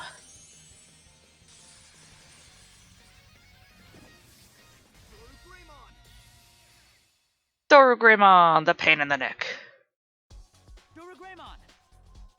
I don't know where the Greymon in his name comes from. It's very weird. Alright, Spirit Evolution. These Digivolutions appeared in Digimon Frontier, the card game, manga, drama CDs, and video games. They refer exclusively to when a person or Digimon uses more than one spirit to digivolve into a Digimon associated with the spirits. Human spirit evolution categorized results in a human hybrid, a humanoid Digimon, or a beast hybrid, which produces a Digimon more similar to an animal but not necessarily devoid of human features. Click. Crap, I don't have enough stamina. I don't have enough stamina and I don't want to use my rubies. Barnacles, and we're so close. I'm gonna need to let the clock run for a little bit. So, we'll pick this up in a moment. Be right back, y'all. Okay, back again. Ooh, those recommended levels have gotten up higher. They don't seem like they really feel like it's needed. Alright. Alright, Digimon Spirit Evolution in Digimon Frontier, I guess they were called Digidestin, must release a ring of their own fractal code, hold the Digivice and scan it. The Japanese version of Frontier refers to both types of evolution as Spirit Evolution, while the English version calls this Execute Spirit Evolution for human spirits and Execute Beast Spirit Evolution for beast spirits.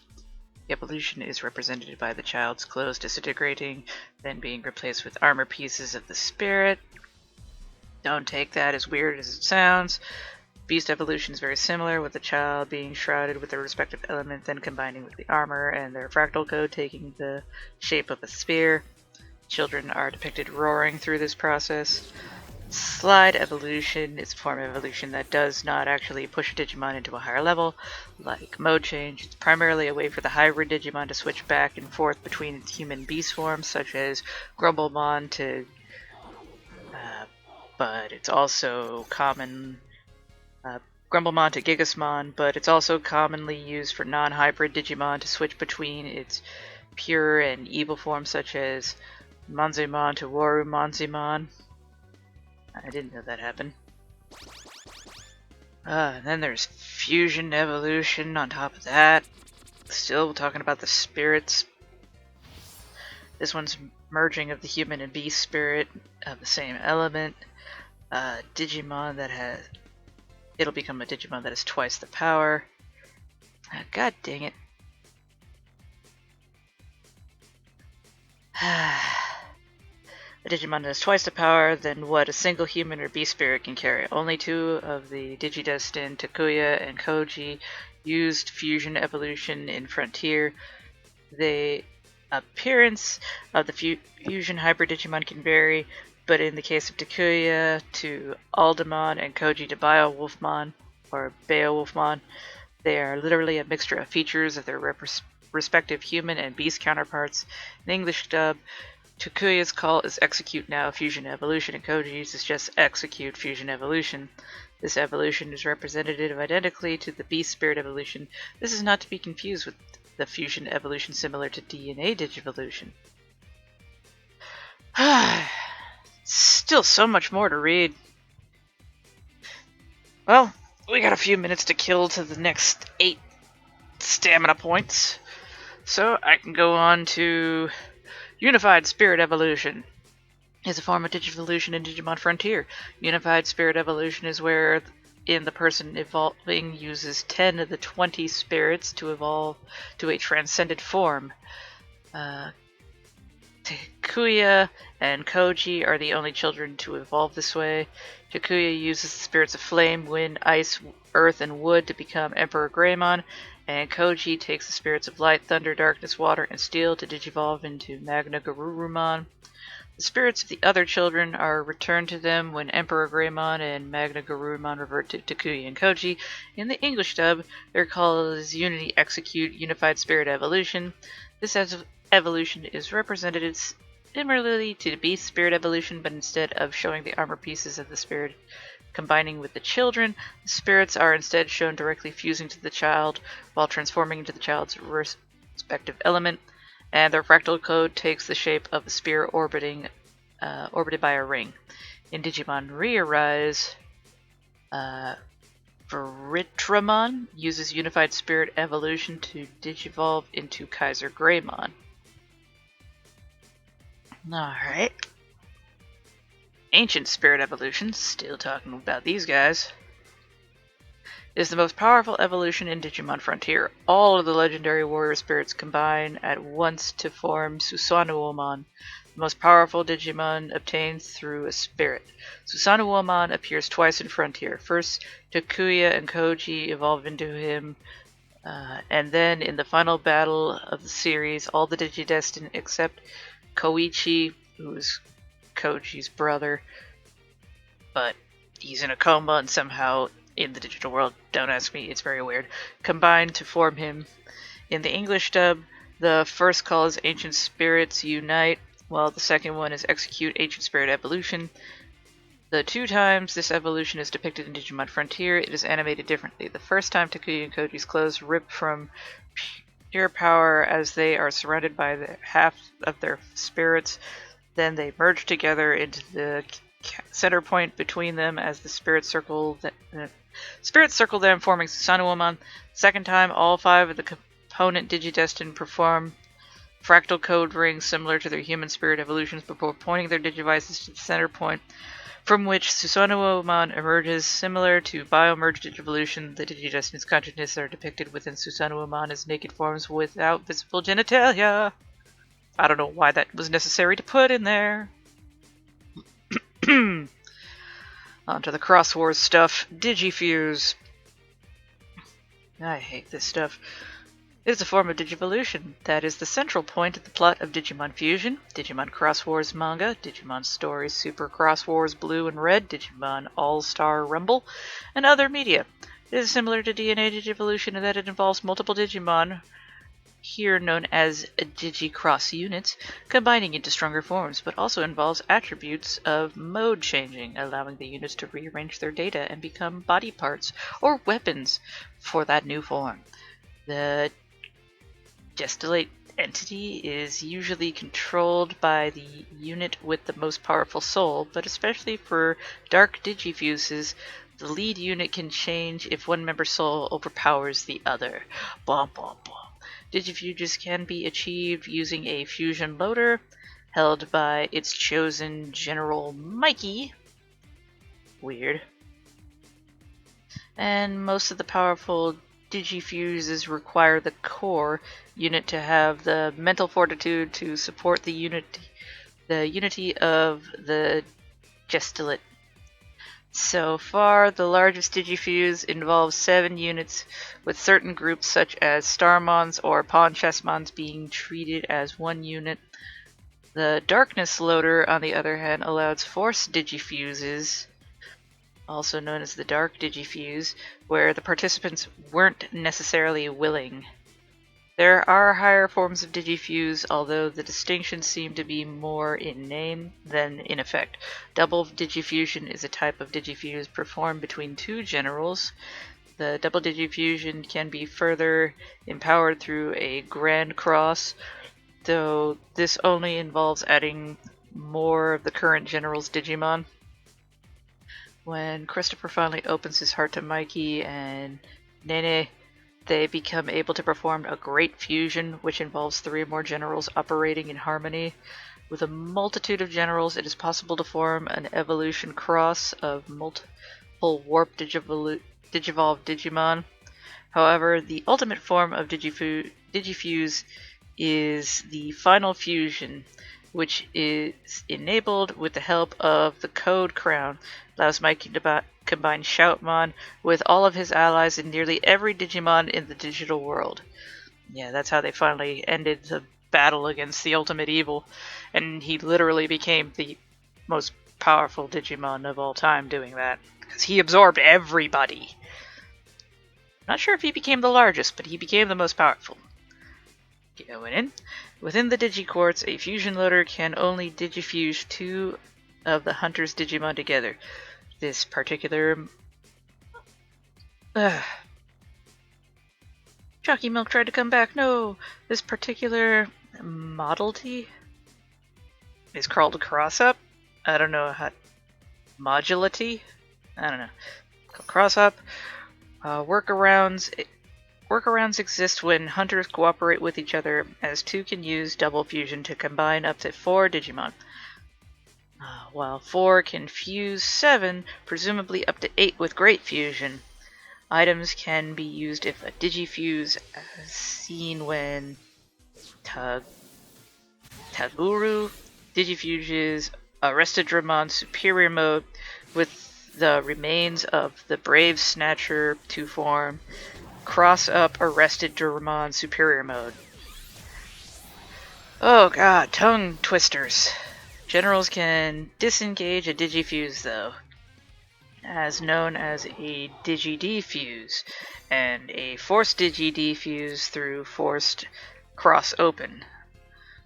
In Digimon story Super Cross Wars Blue and Red, there are also 2 extra different types of Digifuse. Digifusion, which akin to DNA Digivolution in previous titles, where the components permanently fuse as the result, and Jograsup. We're getting that weird territory. App Fusion has its own page and is actually the end of the line. I guess we can go into App Fusion, but we'll do that as soon as we gain 9 more units of stamina, so be right back with that. Alright, now I got enough stamina, but now I'm not entirely sure if I should talk about App Evolution or App Fusion. I mean, it's a type of Digivolution, but it involves Hackmon, and Hackmon they're Digimon, but they're not Digimon. They're kind of in their own separate thing. So I don't know. I don't think I'll go into that. So what is there to go into for the last bit? If I talk about the digital world, we'll be here forever.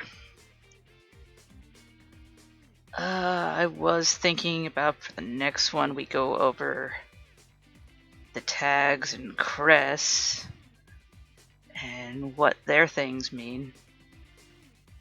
I mean, we did talk about the Digimentals, so we could go over those real quick.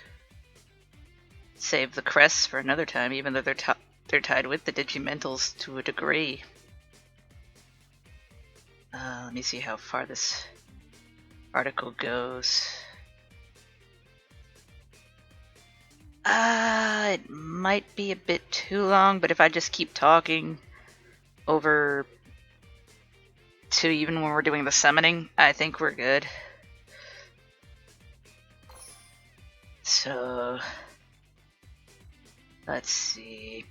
This is about the Digimentals, aka the Digi-Armor Eggs.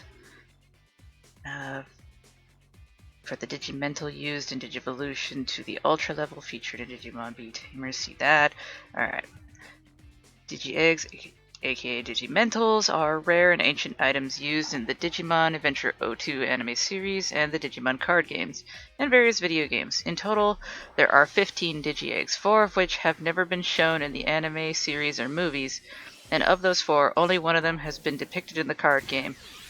They allow Digimon to perform an ancient type of Digivolution known as Armor Digivolution, which was used more commonly in ancient times in the place of normal Digivolution. In Digimon Adventure series, the Digimentals are rebuilt by Ryo and Ken over the course of Digimon Adventure 2 Tag Tamers.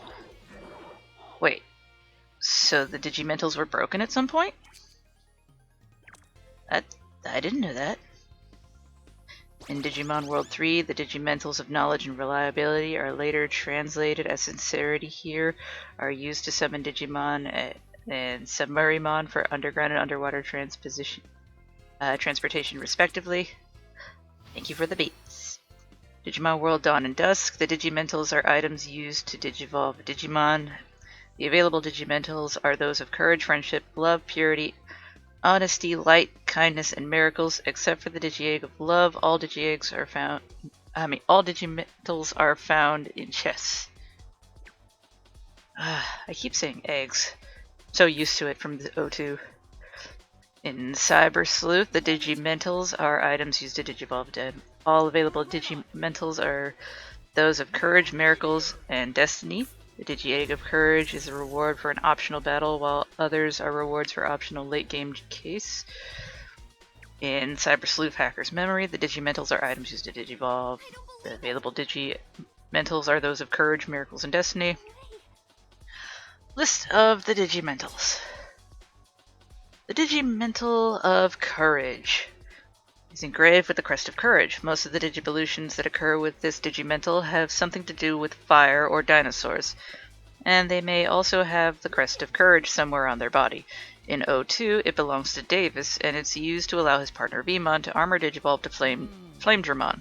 Engraved on the symbol is the crest of courage, which belongs to Tai. It is found inside a cave. When Tai attempts to lift it, it's the catalyst which gives other Digidestined their Digivices. It also houses Vmon. The Digi-Egg of Courage is used in Digimon card battle to digivolve the partner Vmon into Patamon and Wormmon into Flamedramon, Boromon, and Shadramon. Oop. In Digimon World DS, the Digimental of Courage is obtained by talking to Mr. Guru after obtaining 6,400 Tamer points and can be used to digivolve X-Vmon into Flamedramon. In Dawn and Dusk, the Digimental of Courage is found in the chest in Palette Amazon. It can be used to digivolve Gatomon, Wormmon, Vmon, and Hackmon to Lynxmon, Shadramon, Flamedramon, and Alomon. In Cyber Sleuth, it turns Vmon into Flamedramon after defeating aggressive Hacker and his Flamedramon on Kowloon level 4. In the experiment combining Digimon and Spirals has failed. Results show that multiple compatibility errors occurred during fusion. Data was overwritten and is impossible to attempt. The search for a viable pattern has already begun. Searching for analog patterns, detecting compatibility. Easter egg. Conducting remote compatibility says compatibility rate increasing. Ooh. Yeah, screw the humans. I'm more interested in what the bad guy is apparently doing. In Hacker's Memory, turn Vmon and Flamedramon after defeating Passionate Hacker and his Flamedramon the final round of the Gold Cup. Oh, now Mayu gets to have her fucking thing turned into its Digimental of Friendship is engraved with the crest of friendship. Most of the Digivolutions that occur with this mantle have something to do with ice, lightning, or mammals. I'm not done here. I have so many more to do here because I missed the stars. And I'm gonna do them off camera because I managed to get an extra whatchamacallit. Stamina refill. So I'm gonna do that real quick and then continue with the Digitalk. So I'll be right back. Fuck this menial task. But I did it. I did it. It's over. I no longer have to worry about any more of those random, useless star task bullshit. Back to talking. I've just been sitting in silence for so long, just doing that. It's almost 5 in the morning now. Jesus. Most of the Digivolutions for the Digimental of Friendship involve icing, lightning, or mammals, and they may also have the crest of friendship somewhere on their body. In O2, it belongs to Davis. It's used to allow Vmon to go into Rapidramon, and it's engraved with the crest of friendship, which belongs to Matt. It is found in a small hole next to a large cliff, and the Digimon have to battle the Emperor while attempting to obtain it. While Davis is unable to lift it at first, the Digi-Egg levitates itself to him once he senses his heart is now understanding the importance of trusting in friendship. Which is kind of blah blah blah.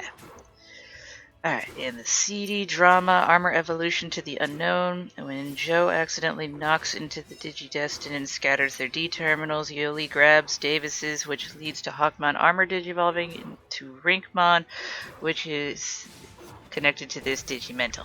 And I didn't realize these were off until it was too late, because I am a massive dork. Dorky dork. Digimental of Friendship is used in the card battle to make Vmon into Rapidramon.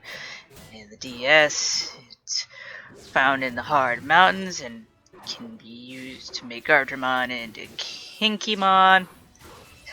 I was trying to say that as best as I can. It's Kenkikimon or Kinkimon. In Dusk and Dawn, it's Access Glacier. It's found in a chest in Access Glacier. Can Digivolve Armadillomon into Kinkimon. Digimantle of Love is engraved with the crest of love.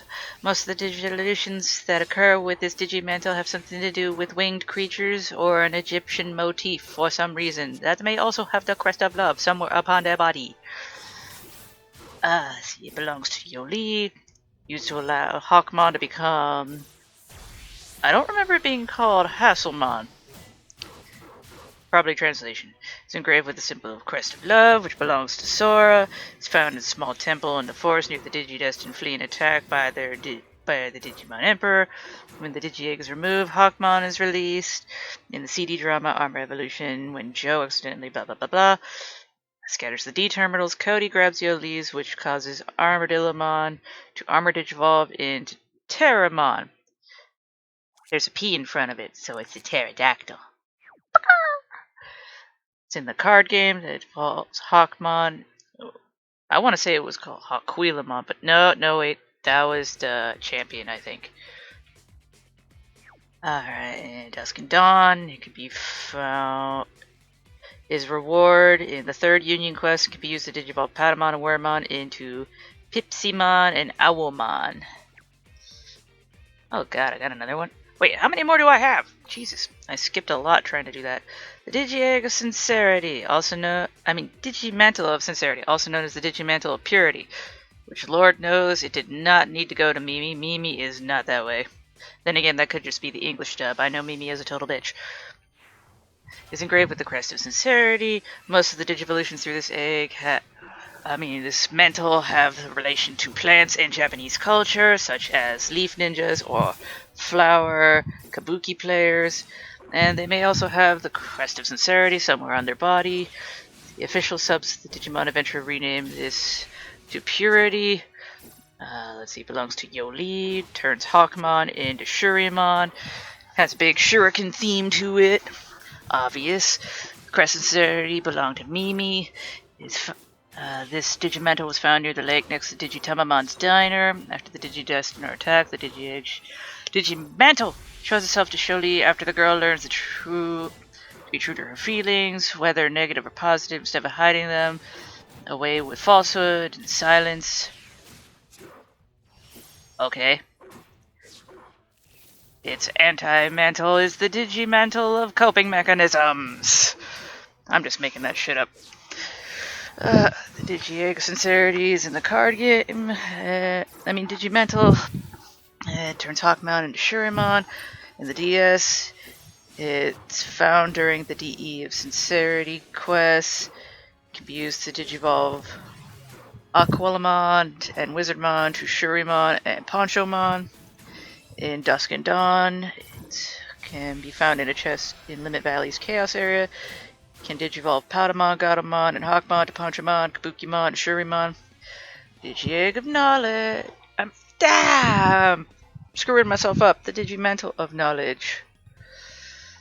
Let's see. Engraved with the Crest of Knowledge. Most of the Digivolutions which occur through this egg, something to do with insects. Chalky milk overdose. I'm all out of chalky milk now. Let's see. It belongs to Cody. It is used, it's used to turn Armadillomon into Digimon, which is like a funkier Drillmojimon. Let's see. The Digimon is engraved with the symbol Crest of Knowledge, which belonged to Izzy.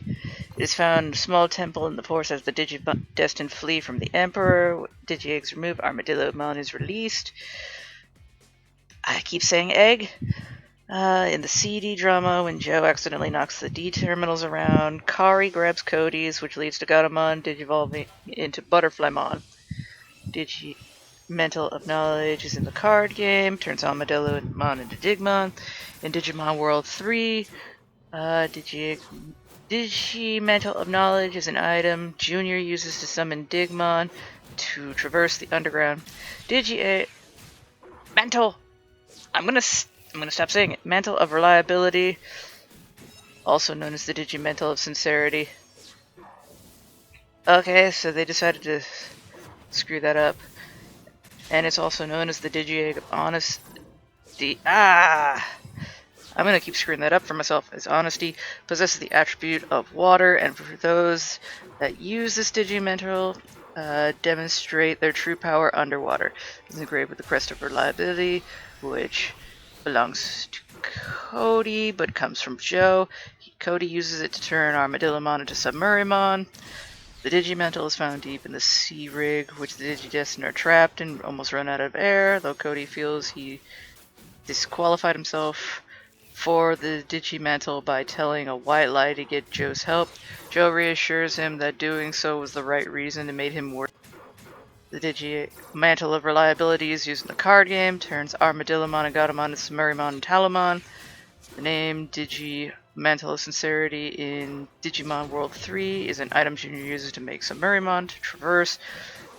Digimental of Honesty in Digimon World Data Squad and must be used in the party's possession in order to digivolve Lolomon to Talomon through Gatomon or Falcomon to Talomon through Altamamon.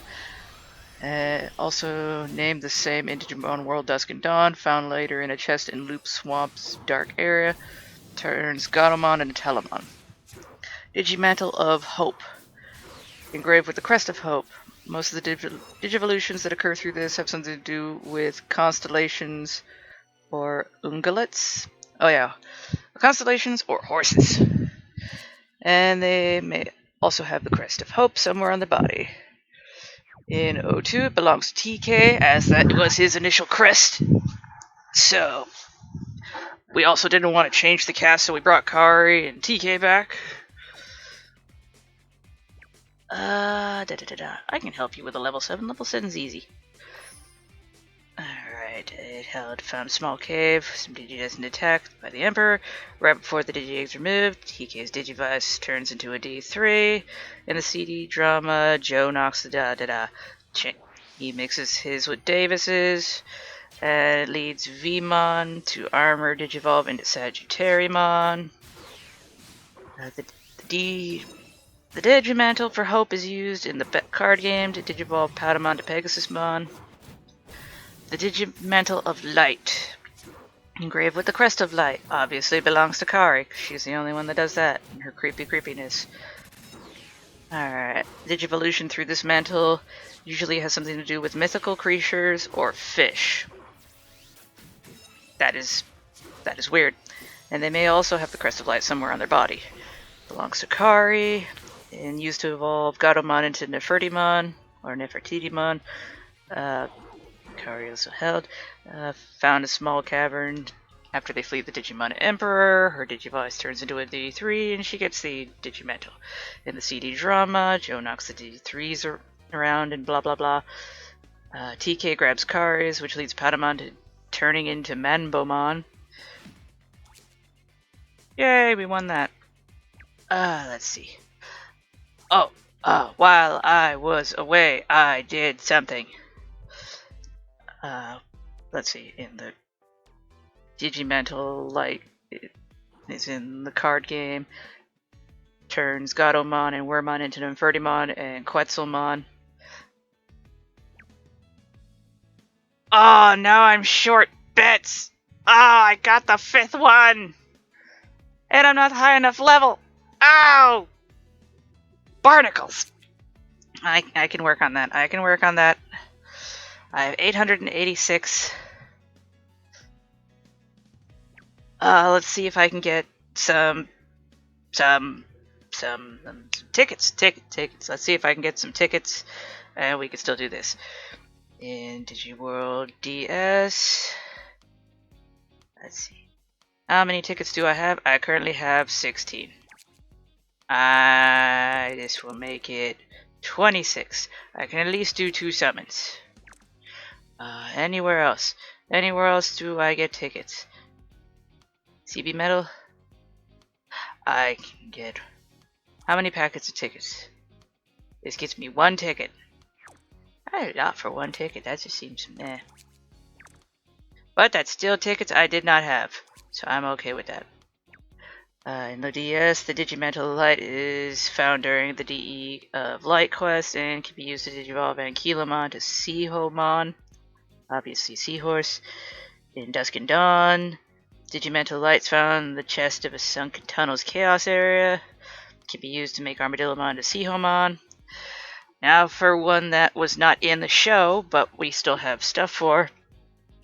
The Did it freeze? It honestly froze. God dang it.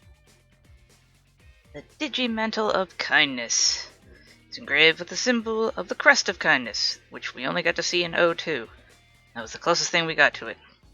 Sup, badass? 18 hours. Okay, let's summon this. Summon these bad boys. Most Digivolutions which occur through this Digimental are variations of small animals. They may also have the crest of kindness somewhere on their body. Ooh. Could we possibly get the Triceramon? The possibility. You know, wow, they didn't even bother with it. In the Digimon Adventure O2 CD drama, Armor Evolution to the Unknown, Ken is in the possession of the Digi-Egg despite not having it in the series. Bullshitaru! Uses it to armor Digivolve Wormmon into Brachymon, or Baruchimon. In the DS game, the Digi-Egg Mantle of Kindness is found in a chest in the Packet Swamp. Used to Digivolve Gargomon to Prairiemon. In Dawn and Dusk, the Digimental of Kindness is found in a chest near the Restorer's Jungle Chaos area and can be used to Digivolve Patamon and Hackmon into Prairiemon and Toucanemon. Now the one that was in the show and in the movie, the Digi-Egg. God, smack me upside the head. Digimental of Miracles. Is one of 2 golden Digimentals possessed the attribute of metal and is made of super metal chrome Digizoid. No matter what kind of predicament those who acquire the power of the Digimental of Miracles fall into, they are able to overcome it through the miraculous power. And due to that, it's definitely appropriate to call it the miracle item. Essentially, it's the Digimantle of Plot Armor. Ooh.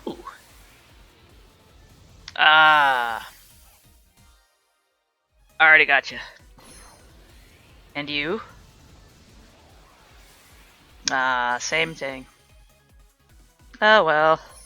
It's engraved with the Crest of Miracles, which we've never seen before, which most of its users bear on their body. In O2, it temporarily belonged to the Digimon Emperor because he was using it as a power source. And then Davis gets a hold of it, and then Vmon becomes Magnamon, who is also a Royal Knight.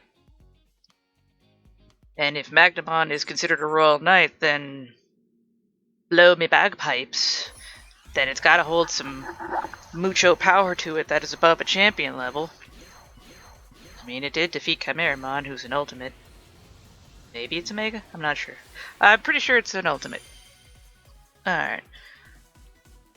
Though Davis cannot call on it at all to will its other Digimantles, this Digimantle was created by the 4 harmonious ones from the corrupted crest of kindness, and was foretold by Wizardmon's ghost as the Golden Radiance. Ah, we got another one. Nice.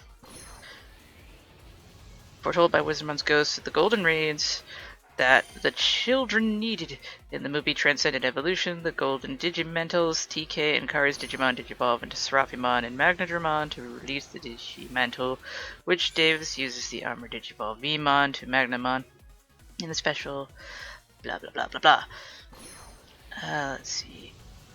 In the special chapter of Digimon Adventure V-Tamer 01, all the people absorbed by Parallelmon, oh god, use the power of their Digivices to make the Digimantle of Miracles used by Davis the Digivolve Vmon and Magnamon in order to help defeat Parallelmon in Digimon Fusion, because Davis, well, all the main character Digi-Destined get to show up in Fusion's endgame. It literally was endgame before it was endgame. Davis shows up and uses the Digimantle of Miracles to make him into Magnamon, claiming that the downside to using the Digimantle is that the armor form expires quickly. That is not true. The Digimantle of Miracles is used in Digimon card battle to make Vmon into Magnamon. Yeah, there's Aquilamon. Digiworld DS, the Mantle of Miracles is obtained from Pandamon during the Bronze Tamer quest in Sheer Valley and can be used to digivolve Stingmon and XVmon into Konguomon and Magnamon. Well, we got him randomly in there. Don't have enough currently for another. No. We're going here and then we're going back to there because we got 15 days for that boy. Oh, F my life! Give me you, or give me you. Really hoping for you. Let's go for this, bro. Digimental emitters found in the chests in Login Mountains Chaos area can be used to turn Wormmon and Vmon into Kuoga Magnamon. Digital gods of RNG, bless this soul! In Cyber Sleuth, the Digimental of Miracles can digivolve Vmon into Magnamon after defeating Magnamon and Rapidmon armor in Miru's first great challenge. The duo are found in the Zaxxon form. In Hacker's Memory, Miracles can be used to digivolve Vmon and Gargomon Gold to Magnamon after defeating Aloof Hacker and his ex-Vmon. Alright, another one we saw in the movie, the Digimental of Destiny. Is the other of the two golden Digimentals engraved with the Crest of Destiny, which we never see also. Let's see, which most of the users bear through this, and most of the evolutions which occur through this egg are gold related. Did I say which ones this one does? For miracles? Let's see. No, it doesn't say anything. I think Magnamon is the only one with that one. Well, that's pretty douchey. Have something to do with gold, and most of them have the crest on them. In the Digimon Adventure 2 movie, Transcendent Evolution of the Gold Digimentals, TK's and Kari turns in that, and Terriermon is able to digivolve into a golden Rapidmon. Cyber Sleuth, the Digimantle of Destiny can digivolve Terriermon into Rapidmon armor after defeating Magnamon in Zaxxon form. Cyber Sleuth, same thing I just read. And now for the unknown and exclusive ones. In Wonder Swan exclusive Digi-Eggs, the Digimantle of Darkness, which I would have really liked to have seen in the show, because it would be counterpoint to Kari. And then they can do the whole things like, just because it's darkness doesn't mean it's evil, so fuck you for calling me evil type thing. It's the only one with an actual image. In the digital monster card game, it can digivolve any rookie to either armor or champion. In Digimon 02 Tag Tamers, it raises defense against holy types. That's it. The other 3 remaining Digi-Eggs don't have images. And did it just freeze on me again? God dang it. Alright. We try again. This time we have the Digimental of Desire. It's a Digimental that Rio... Ooh, I'm hoping that's good. Is required to find all the pieces of in Digimon Adventure 02 Tag Tamers to access Millenniumon's heart. It also raises defense against all attacks. Then there's the Digimental of Guts. Raises defense against poop-based attacks in Digimon Adventure 02 Tag Tamers. I remember these also went by different names at some point. And then there's the Digimental of Vanity. Raises defense against sound-based attacks in Digimon Adventure 02 Tag Tamers. But yeah, that's all of them. Ooh. I got me Gallantmon! Sweet! And not that far from its final evolution. I is a happy goyle. I'll go over the crests in the next episode. I knew the Digimentals weren't going to take long, especially since a lot of them repeated the same info. That's usually how the lore ends up doing it. Can we get both of the ones I want? Oh, I certainly do hope so. I'm already happy we got one, but can we get both? Can I give myself a crazier accent? I've honestly been getting rid of all the babies. If it's a rookie that doesn't turn into Omega, it's going away. I keep the champions so I can get their final, their ultimate evolutions. Gotta fill in that Digidex. The Digipedia. The who's who of the what of the Digizone. That's a sweet looking War Growlmon over there. Now let's see if we can get ourselves a Beelzemon. I'm hoping so.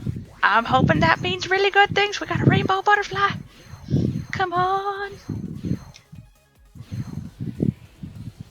You gave me a rainbow butterfly. Don't you lie about what I have there.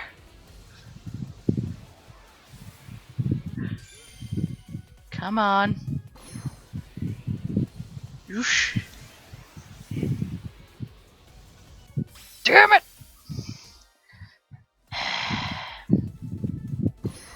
Give me another one! Give me a better one! That's not what I asked you for. And one of the pegs of my laptop went down. Everything tilted. Okay. Come on. I asked you for a Beelzemon. Give me... Definitely not that. Give me the Beelzemon. Damn it, you gave me the same one! Beelzemon! Come on. Beelzemon! I don't ask for much.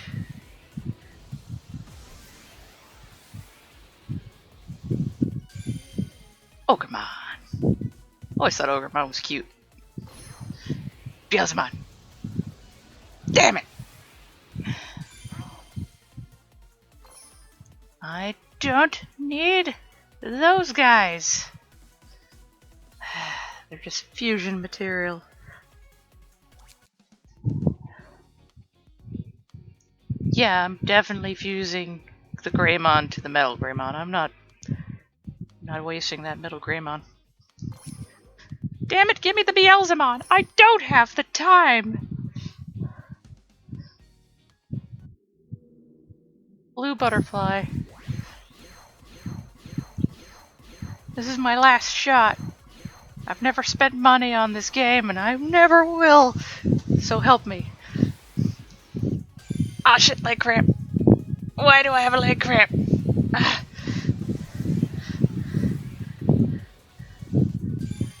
I don't need that, but thank you.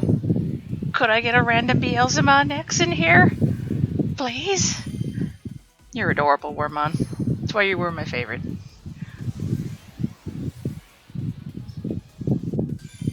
Come on, Beelzemon X.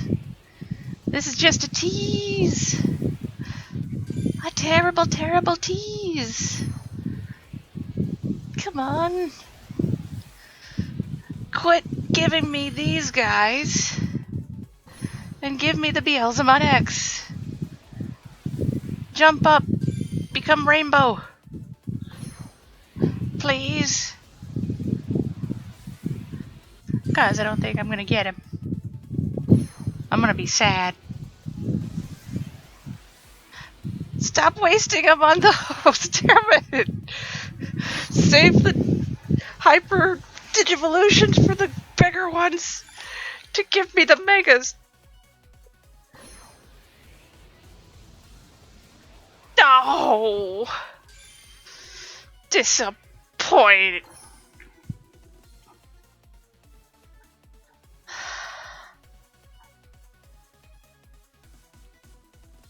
Aww. Sad. Sadness is the gift that has been given to me. I mean, I got Gallantmon X, but I really wanted Beelzemon X. Oh. Damn it. Then I still have to acquire more gems within 2 days. To try my hand at that, at least getting a Venomyotismon. And then I still have to try and get Grand Drachmon. Everything's just so brutal.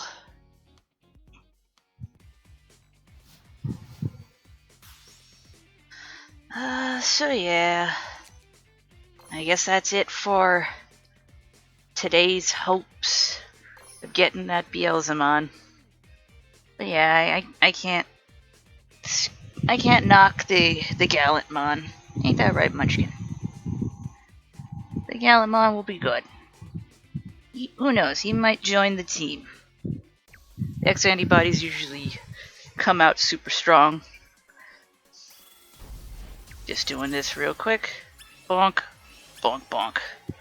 That's my starter combo. 'Cause dang, Error's a strong one. You pick a weird time to decide to come in here and suck on my fingers, Munchkin. But you do you. I can move my mouse. And you do your tech. No need? One punch dead. Alright. I'm going to get bits. Oh no, wait, do I have enough to give him any more levels? Because I just need to get him to 80, right?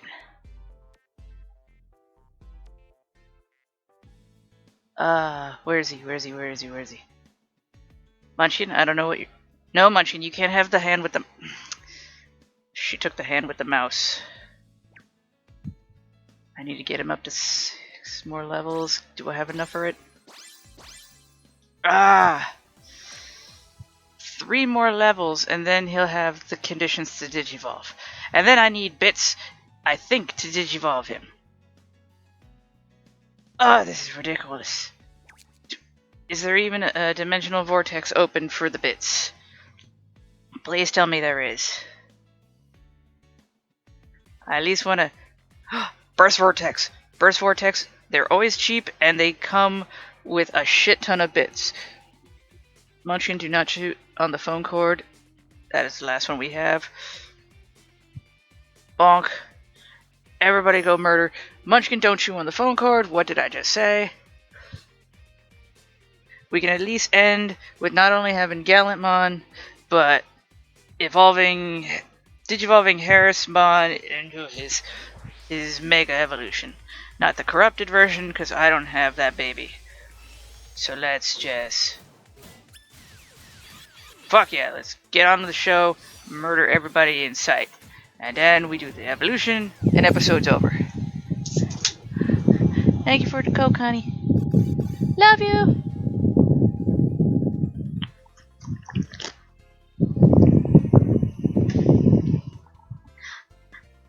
I gotta help him out. Gotta do some arena runs on his Gems of War profile. The couple that plays together stays together. Hell yeah. Do I get more bits? Sometimes you give me bits. Yes, you give me more bits. Ain't that right, Munchkin? And leave. Stop messing with the phone cord. Alright, train. Okay, I gotta take that away from you. Give it. Give it.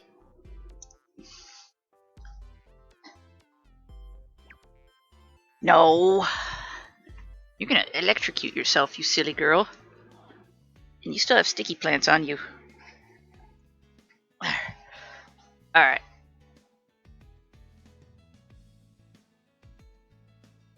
I don't know how long it'll take to digivolve him into Gallant mode.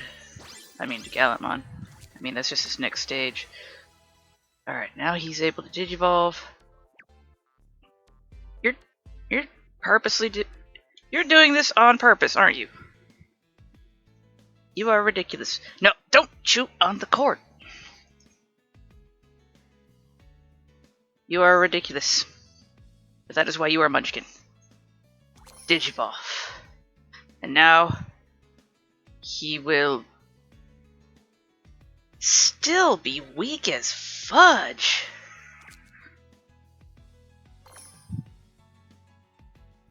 Why? How am I supposed to bond with this Digimon when they make everything else so much better than him? At least his dick's not hanging out anymore. But he's wearing... Is he wearing his old fur on top of a leather outfit?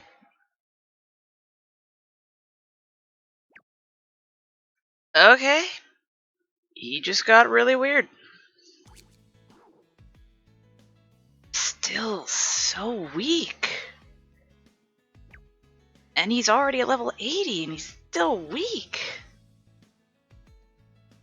Yeah, he's not joining the team. Ever. Not at that rate.